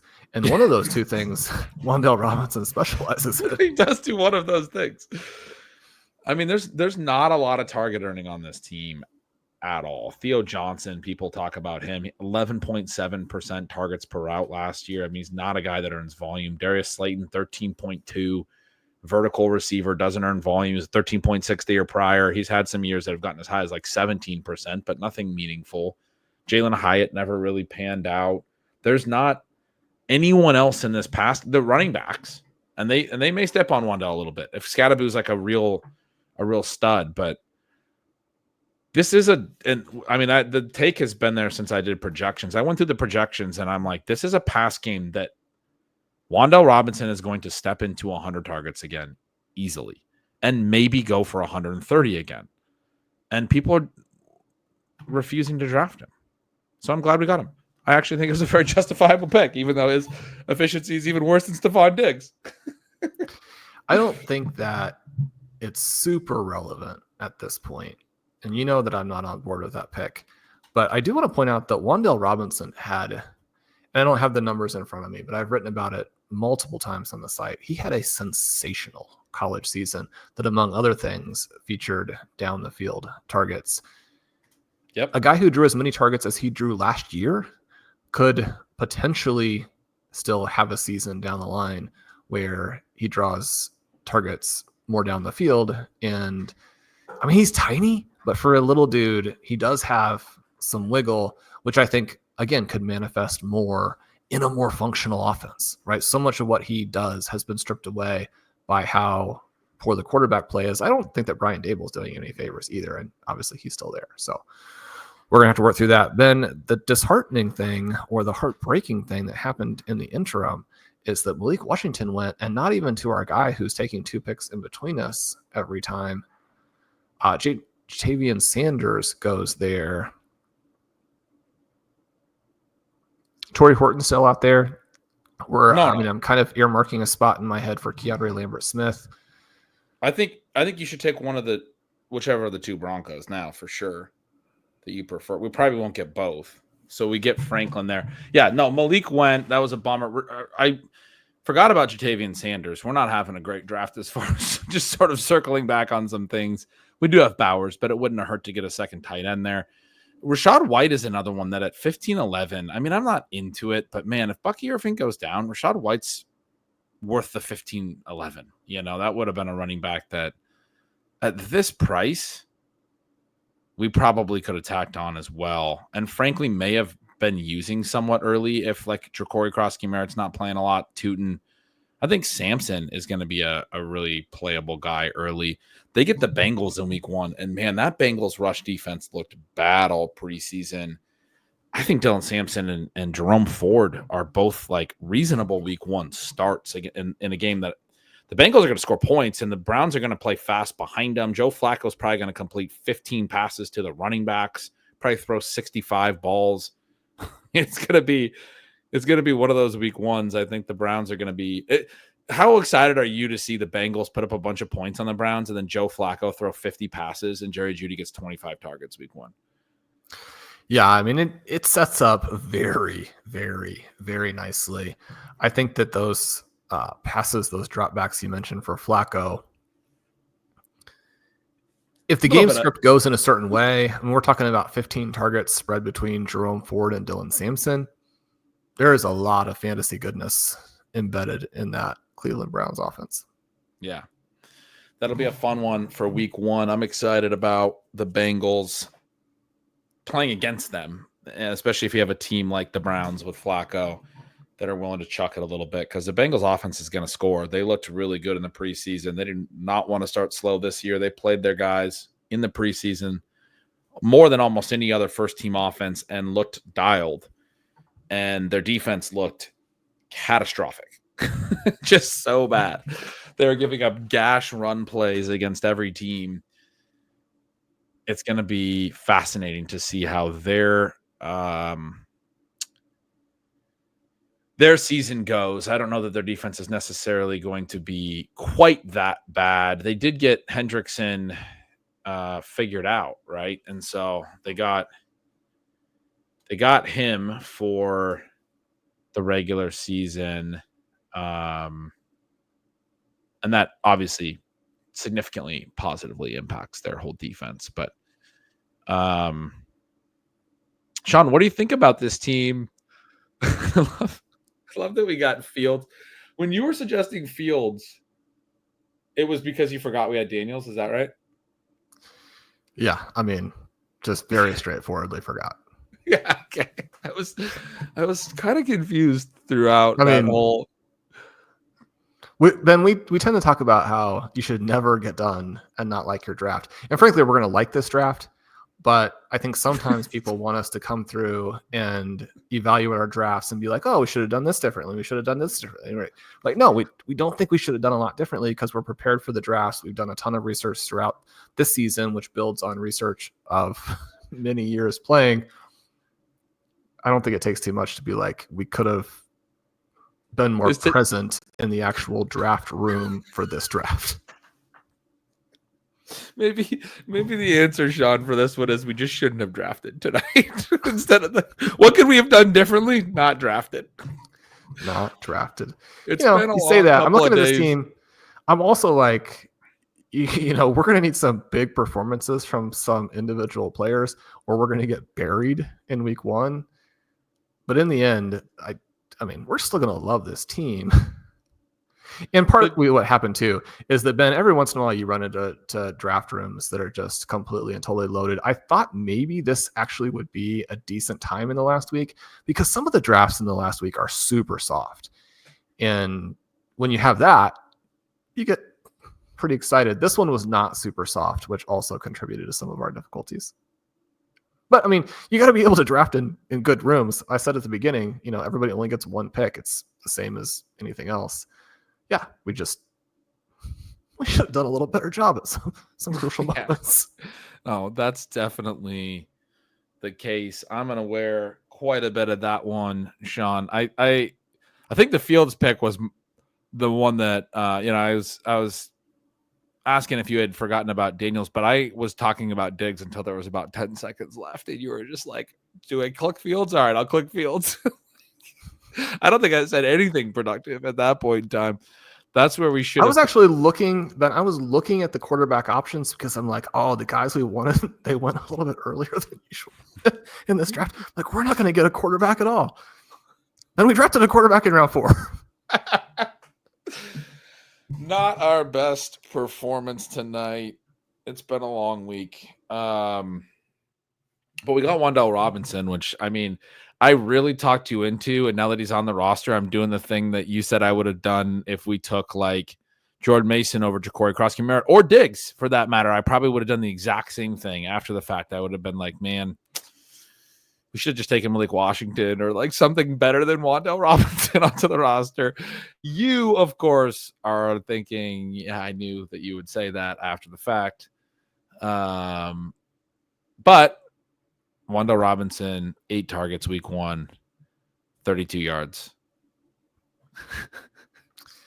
Yeah, I mean, Wan'Dale Robinson is a viable starter for us in week 1, which again is an indictment of the rest of the process here. Ben, we are, however, going to dominate the onesie positions, in part because we also have Justin Fields. Can I interest you in some round 17 Cameron Dicker? Yeah. Wait, no, Cam Little. Wrong Cam. Yeah. with Dicker, you get the super high scoring take a peek guy. I'm just kind of mixing it up on you a bit. That's true. You're like, you do get it. Don't. You get to take a peek element, but I'm having a hard time understanding the value of it when Cam Little's the greatest kicker to have ever lived. Yeah, what are we projecting for Little? 22 points per game? Yeah, I mean, in the first half. Cameron Dicker only missed 3 field goals last year, but he also missed 3 extra points. Cam Little did not miss an extra point. He only missed 2 field goals all season. Then he went out in the preseason and he made all his field goals and all of his extra points, including a 70-yarder. And he was 21 last year. He's 22 right now. Guy makes every single kick.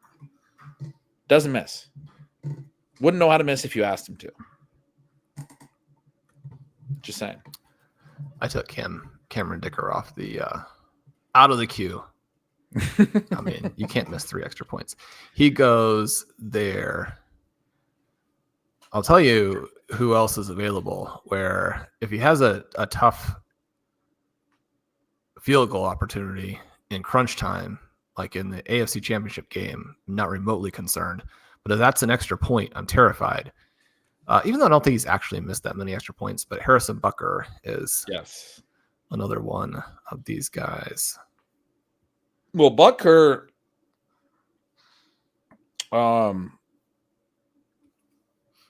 yeah, we can do Butker.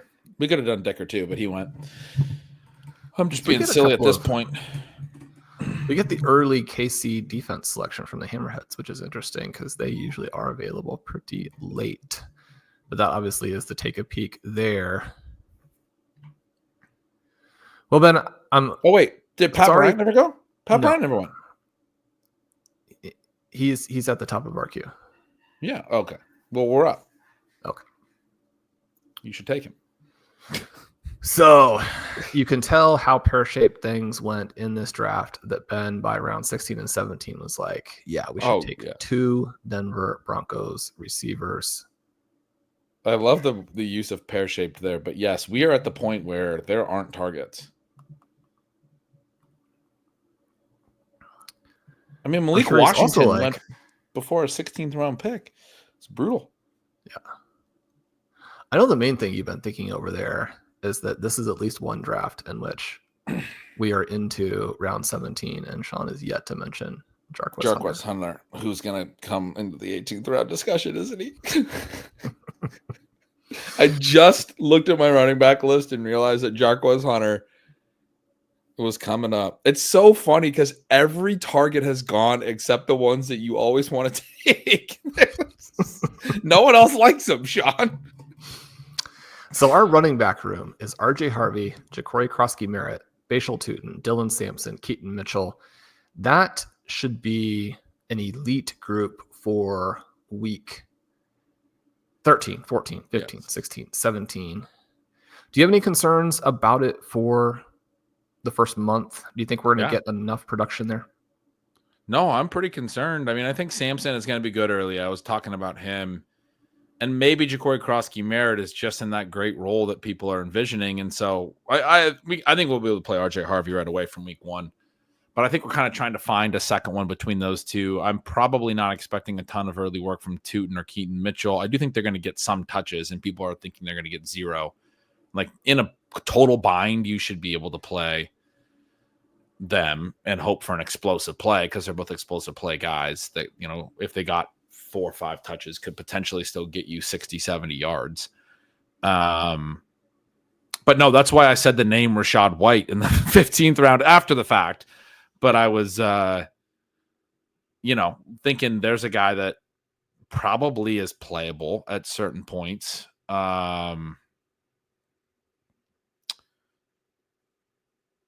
Chad, I noticed, took Nick Chubb in the 11th. I mean, Chubb's going to get a lot of work early. That's another – he's going, I think, a little too high for me at this point, but that's another one that, you know, throughout the process, there was times he was just going 13th, 14th, 15th round. Nobody wanted to take him. And it's like, this guy's going to get a lot of work. Like, why are we not – we're just so confident that he can't play anymore. He had 5 yards per carry in their last preseason game. I think it was only like 7 carries for 35 yards or whatever, but – it was it wasn't nothing. It wasn't like he can't run.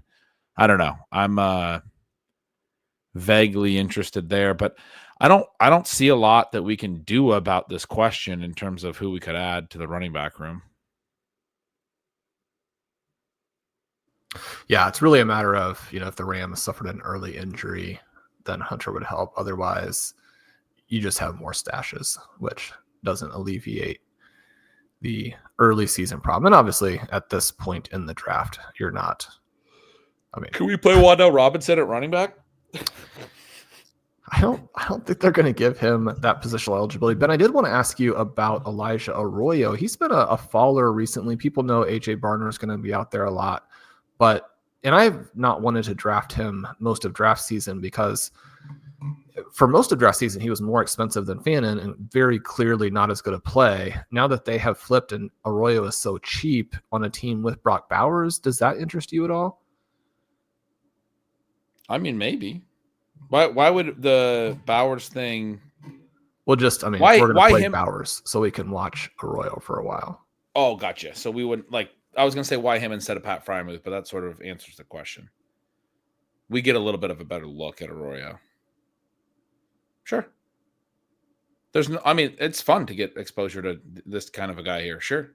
This is the type of draft where, we're going to be playing the waiver wire on this team. We obviously know that. So he could have taken Cam Little there. Again, that was probably the pick in this room. I'm kind of thinking that Keandre Lambert-Smith would be the last.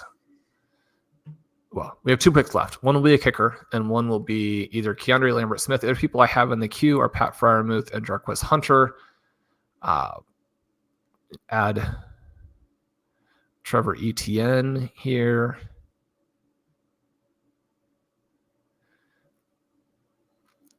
I think I'm quite a bit higher on Lambert-Smith than any other receiver. Throw Jalen Lane in just in case we get in complete trouble. It's never too late to just say, what if both Jaden Daniels and Justin Fields don't get it done this year, but Bryce Young is the guy? Throw a third unnecessary quarterback on there. We could take a peak defense on top of the Denver Broncos.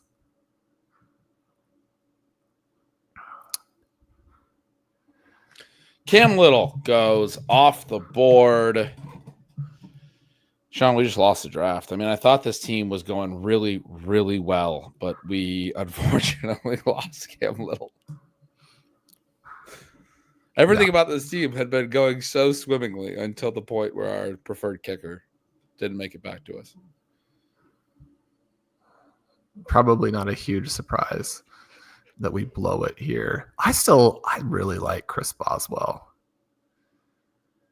I really like Tyler Loop, who you had mentioned to me. I really like maybe adding one of them after we try and play Jake Elliott in week 1.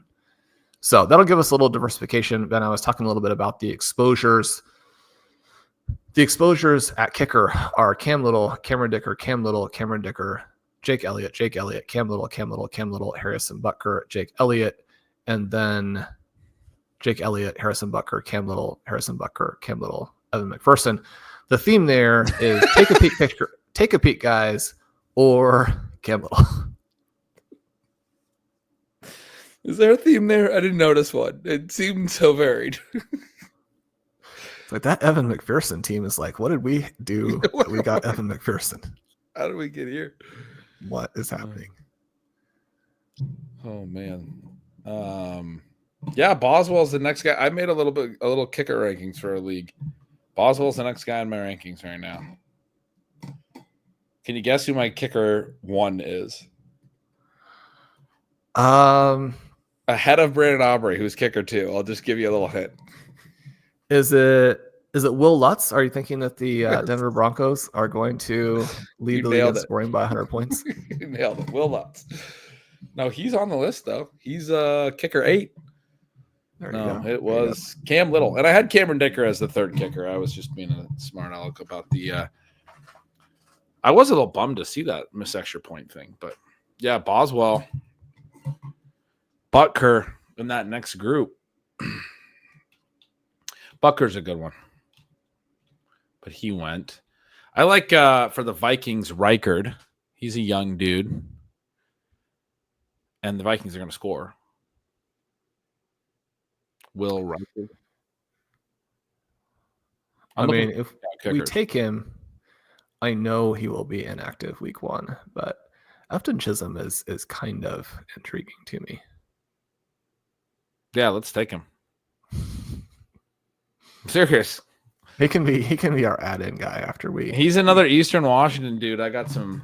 Obviously from Washington. Shout out Cheney, Washington. One of my really good college buddies. A couple of them are from Cheney, and then I've gotten to know some of their high school friends, the Cheney high school crew.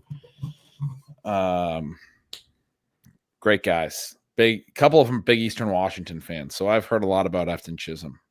They're into him.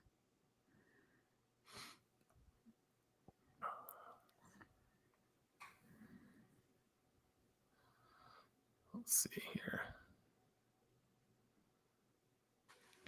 But I'm checking something out. Give us a random something fun about something. Oh, I fell asleep. Is this not good? Not good radio? Random something fun about something. Fun fact: Stefon Diggs used to be Shawn Siegele's favorite player. That is true. That is true. And now he's a hater. Oh, poor Stefon. I don't even. I closed all my tabs. I don't even have a good. Malik Washington had 20 targets and 16 receptions in the final 4 games of the Dolphins season. That's 5 targets per game, 4 catches per game. I mean, that's going to be very usable if he's doing stuff like that this year. I think he may be doing that from week 1. I think people are like, yeah, he's the Tyreek Hill handcuff. I think what you're going to get out of Malik Washington is him covering a lot of the loss of Jonnu Smith in different ways, but getting 5-6 targets a game right away. We are up. Chris Boswell went. You wanted to take Afton Chisholm, I think. This feels like KLS.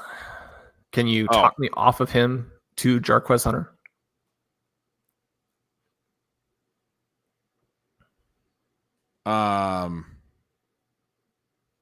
I think KLS makes a lot of sense as a take a peek. So no, we don't even have a 4th receiver. You said it, like Wendell Robinson's a starter for this team at this point. If KLS goes out and has a good first game, we need to put that in our lineup. Ben, we were talking about the poor execution here, which obviously is more than just a bit. It is real. And yet we also talked about wanting to draft a team like this. Now, it probably would have been a team that had much better running back play than this one has. You don't really want to draft a 0 RB-ish team and then come back and do what we did, where you take a bunch of late receivers. But we did kind of execute that fun part of it, where we go Wan'Dale Robinson, Troy Franklin, Pat Bryant, Elijah Arroyo, and Keandre Lambert-Smith. Late, we'll be able to move out of them for some running backs after we see what is happening through a handful of weeks. We have this really cool group of 0 RB guys that I just think are dramatically undervalued. Now, JCM or Bill is more controversial there, but Harvey in round 5, yeah, especially the first month, a wide range. You've mentioned that there are some concerns about the pass blocking. You know who else isn't like the world's best pass blocker and gets removed on some pass blocking plays, but is supposedly going to have like break the NFL with receptions this year? Is one Chase Brown, a guy we absolutely love. I'm not saying that RJ Harvey is going to do that, but the offense is set up in that vein. Bashal Tutin, the next Jamal Charles, Dylan Sampson, wildly undervalued, Keaton Mitchell, Chris Johnson 2.0. That allows us to take some of these guys. It allows us to do some fun things too, like take the Denver Broncos defense. I like having one there when it's flat. Obviously, we should have taken Cam Little, but I also love to have this Elijah Arroyo piece in there. Then either tell me if that is off base or tell me as soon as we draft our guy here. So who's highest in the kicker rankings? We have Loop and Will Lutz. I've got Oh, Jake Bates went. Jaime Fairbairn went. I've got McLaughlin and Lutz, but no, Loop is a fun one. We can definitely do Loop. I was looking at guys from their numbers last year when I was making these kicker rankings. Loop is a rookie. I don't know a lot about him. I mean, some rookies just suck. That's the thing, you know. No, we're all in on that. So it is going to be Loop. Either tell me if I'm way off base on this running back group and what it means and how it unlocks us to do or facilitates these late wide receiver picks, or you were talking about getting everyone ready, about to put out the piece, talking about what in-season stealing signals will have. I know the listeners also want to know what the newsletter, like what's the shape of in-season content going to look like? Well, yeah, it's stealing signals Mondays and Tuesdays. And then I write the input volatility posts late in the week, and that's pretty much the shape of it. The running backs on this roster are definitely fun. I think there's a lot of ceiling here with Harvey, Kroski, Merritt, Tootin, Sampson. It feels a little uncomfortable when you look at the first four running backs being all rookies, but we also feel very strongly the rookies are going to be very impactful this season, and in particular on some of these offenses, if not all four of these offenses, they're ones that it looks very straightforward that we're going to get rookie production. These are the kinds of guys that can jump into much higher draft slots next season, coming off a big rookie year, kind of like how Bucky Irving's going in the second round. You mentioned Chase Brown. It took until his second season until he jumped up going into his third year. It would not be at all surprising if a Bashal Tootin is doing that, going into next year. Dylan Sampson or Quinshon Judkins, whatever happens with Judkins, but they obviously want to go rookie at basically every position for the Browns. Sampson, obviously the one that's going to be playing in the early part of the year. Jakori, Kroski, Merritt, obviously they move on from Brian Robinson, changing of the guard there very easily, and probably very likely will be him toward the end of the season, especially. I think early in the year, maybe we get more Chris Rodriguez, but that guy's been there for a few years. I mean, you'd think that throughout the season, part of the reason they moved on from Brian Robinson is the Bill Kroski Merritt element. Obviously, the RJ Harvey draft capital, all of those things. I love the Chase Brown point in terms of, what the shape of Harvey's usage could look like. He could totally be the Chase Brown of this backfield, which he's going in the fifth, Brown's going in the second. And they're similar players, right? I mean, Chase Brown is just one that has done it at the NFL level a little bit more, but he was a day 3 pick. He had less draft capital. We loved the profile, talked about him a lot last year, that he had those workhorse credentials, all of those things, both in very good offenses. Harvey behind the better offensive line. It's definitely more of a workload split thing for Brown that helps him into the second round. But I love that comparison. That's a favorable one for Harvey. It helps to contextualize what a rookie in the fifth round actually means in this case. These running backs are strong. I really like Keaton Mitchell on any build. We only got 5 of them, and Mitchell is the oldest in terms of NFL tenure in his third season. The other 4 combined have never played an NFL game. But yeah, the final roster is Brock Bowers, Puka Nacua, Tetroa McMillan, Jaden Daniels, RJ Harvey, Devonte Smith, Jordan Addison, Bill Kroski, Merritt, Bashal Tootin, Dylan Sampson, Jaden Higgins, Keaton Mitchell, Justin Fields, the Denver defense, Wan'Dale Robinson, Troy Franklin, Pat Bryant, Elijah Arroyo, Keandre Lambert-Smith, Tyler Loop. You got it together enough at the end to get us back on track after that Fields Denver defense turn where we just weren't ready at all. Wan'Dale, I kind of talked you into, but getting Franklin, Bryant, Lambert-Smith, the Arroyo pick, is at least fun and interesting. We'll see what happens there. We can certainly move off a lot of these picks, as you said, to add to the running back depth. This is one of those rosters where things didn't work out great at all, obviously.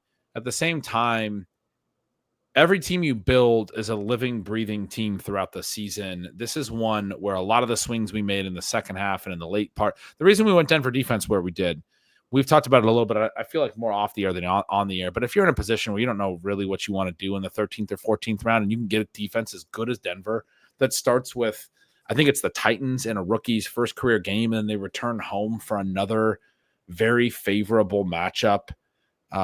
It's Tennessee at home, actually, and then it's at the Colts against Daniel Jones. mean, you get those first 2 games. Their next few are kind of tough, but you're probably going to hang on to them. You get the Jets in week 6, you get the Giants in week 7, you get the Cowboys in 8, which I'm totally fine with. They're going to be an elite defense, and so you just check that box and you say this is going to be our D for the whole year. That's a pick that we're not going to cut. Most of the other picks that we would have taken there, we probably would have wound up cutting. And let me make a quick point here while you're talking about that, which is that our need right there was still running back. And we didn't take any more running backs, in part because we don't have a shared running back that we like from that point on. Brashard Smith had gone 1 pick ahead of that. The next running backs, when we took the Denver Broncos defense, again, to highlight how flat it was, or just, how there really aren't picks. Kendre Miller, Damian Pierce, Tyjae Spears, who's out for a month, Kareem Hunt, Joe Mixon, who is out for whatever time period. You had mentioned Rashad White, and I think that one is pretty useful. Blake Corum, who probably is the 3rd string guy, or a deep split with Jarquez Hunter. Obviously, the team has talked him up. I think Blake Corum could play. I wish he were on a different team. I wish he were on the Kansas City Chiefs, where he would be like the easy starter. You have Sean Tucker, who's 3rd string, Roshan Johnson, who's like 3rd string or nothing. You have Jalen. Then you have an entire round with no running backs in round 17, which is kind of crazy. Isaac Garendo, Justice Hill, Raheem Mostert, Jalen Wright. Coming back through Zamir White, Jaleel McLaughlin. The heartbreaker for me, because I was hoping we could do KLS and then immediately flip. Jarquez Hunter goes 2012. I'm bummed about that too. As much crap as I give you, we've been doing teams for a long time together. Your takes on guys like Jarquez Hunter have hit more than they have any right to, especially when no one else thinks or even wants to take them or even thinks about them. So I do like that we have Jarquez Hunter on a lot of teams, because I definitely trust your process on that. I felt like he'd make it through. You get 3 kickers, you get 5 kickers, a defense, 4 tight ends in the final round. It's kind of what the final round typically looks like. We took KLS 3 picks away from the end of round 19. There were only 15 more picks after us. Only 2 of those were running backs. Only 2 of them were wide receivers. Hunter does go 2012. I thought he was going to make it through, and we might get an opportunity to just add him after the take a peek, as you mentioned, or even just like cut Arroyo if we decided we'd rather have Hunter. I think in hindsight, I probably would have just rather let you grab Hunter on this too. I'm always giving you crap about these guys, but again, you like them. I know that your hit rate on these guys is very strong. I'm glad we got Franklin and Bryant on this team.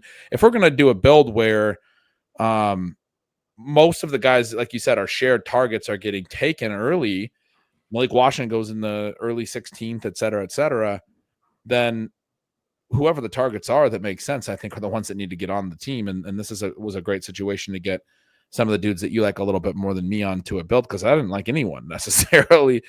I guess I am curious, what pushed you towards Arroyo over bringing up Hunter again? You just didn't think I'd be super into it?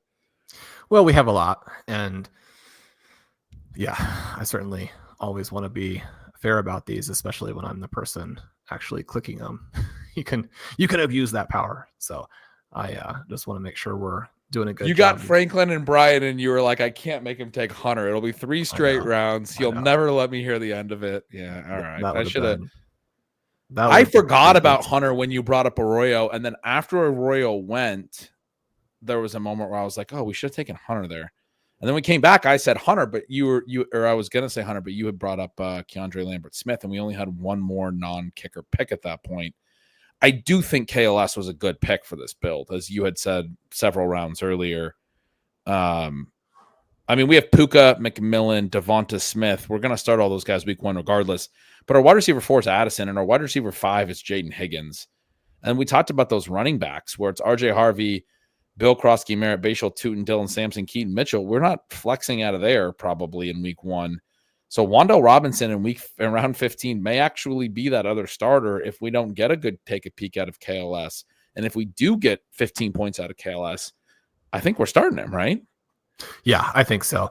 I'm going to go back a bit on saying that it's not just a bit that it was a terrible draft. I like what we have done outside of, it doesn't take me long to turn on things from an optimistic perspective. I really love having... I just love the start. And if you love the start, you should probably remember the guys you've picked. That's part of participating in fantasy football. But to get the starting lineup, and we've talked a lot about that, and we joke about, or I mean, not joke about, we're talking about how tricky things look early in the season from receiver and running back. It's easy to forget that just a handful of years ago with 0 RB bills, that was basically the case every single team, every single year, is you're going to have to make some uncomfortable week 1 starts. This team is set up to dominate the onesie positions. And if you draft Brock Bowers and Jaden Daniels, yeah, you're going to be a little bit thinner. Those guys need to go score, which is going to be the same thing in the inverse for teams that don't have tight end or QB firepower when they face up against you in week 1. Now, I think we're facing up against Theodore here, who drafted Trey McBride right after us. And so, we're not going to have the massive tight end advantage necessarily in that week 1 matchup. That'll be an interesting one. Both of these teams drafted with a somewhat similar philosophy. We'll see who does come out ahead. But yes, if you're going to draft a starting lineup, and you're going to draft that tight end and QB, you've got to be comfortable with that and say those guys have to score. And then we're going to make some contingency-based plays with the rest of our roster so that those positions eventually can also have the requisite upside so that when you go into the league playoffs, you can win. And when you go into the sprint, you are legitimately alive for the $1 million. Yeah, I love it. I do think, as for as much fun as we were having and silliness as was going on, because we've done so many of these, and all the stuff that has been going on in the last few days with your travel and various things going on, that we kind of just threw this one together here today to fill in for one that we kind of got missed out on. But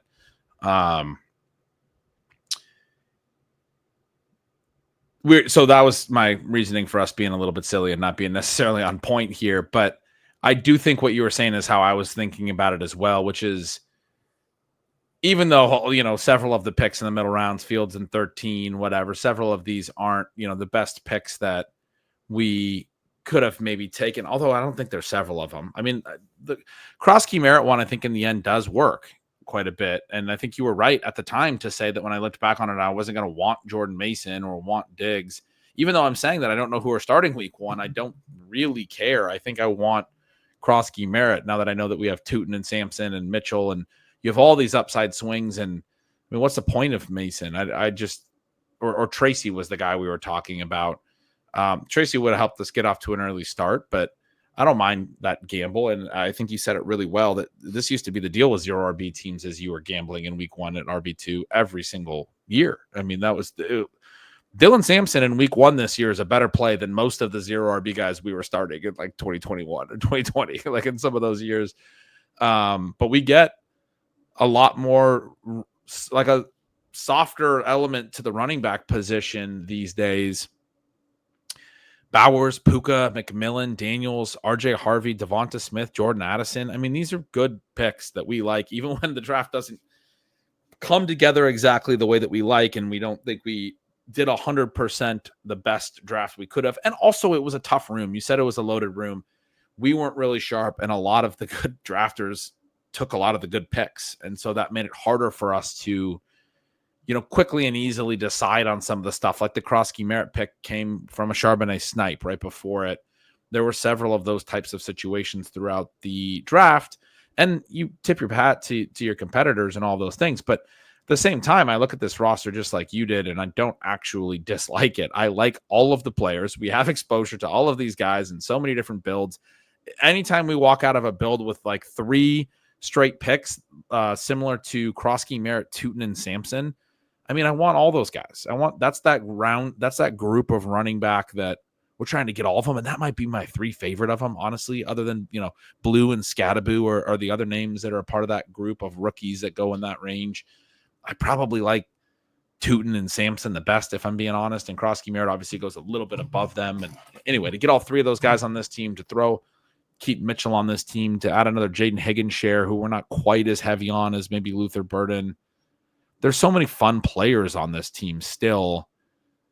Wandale Robinson, shout out 20 targets week 1. This team's going all the way. Championship.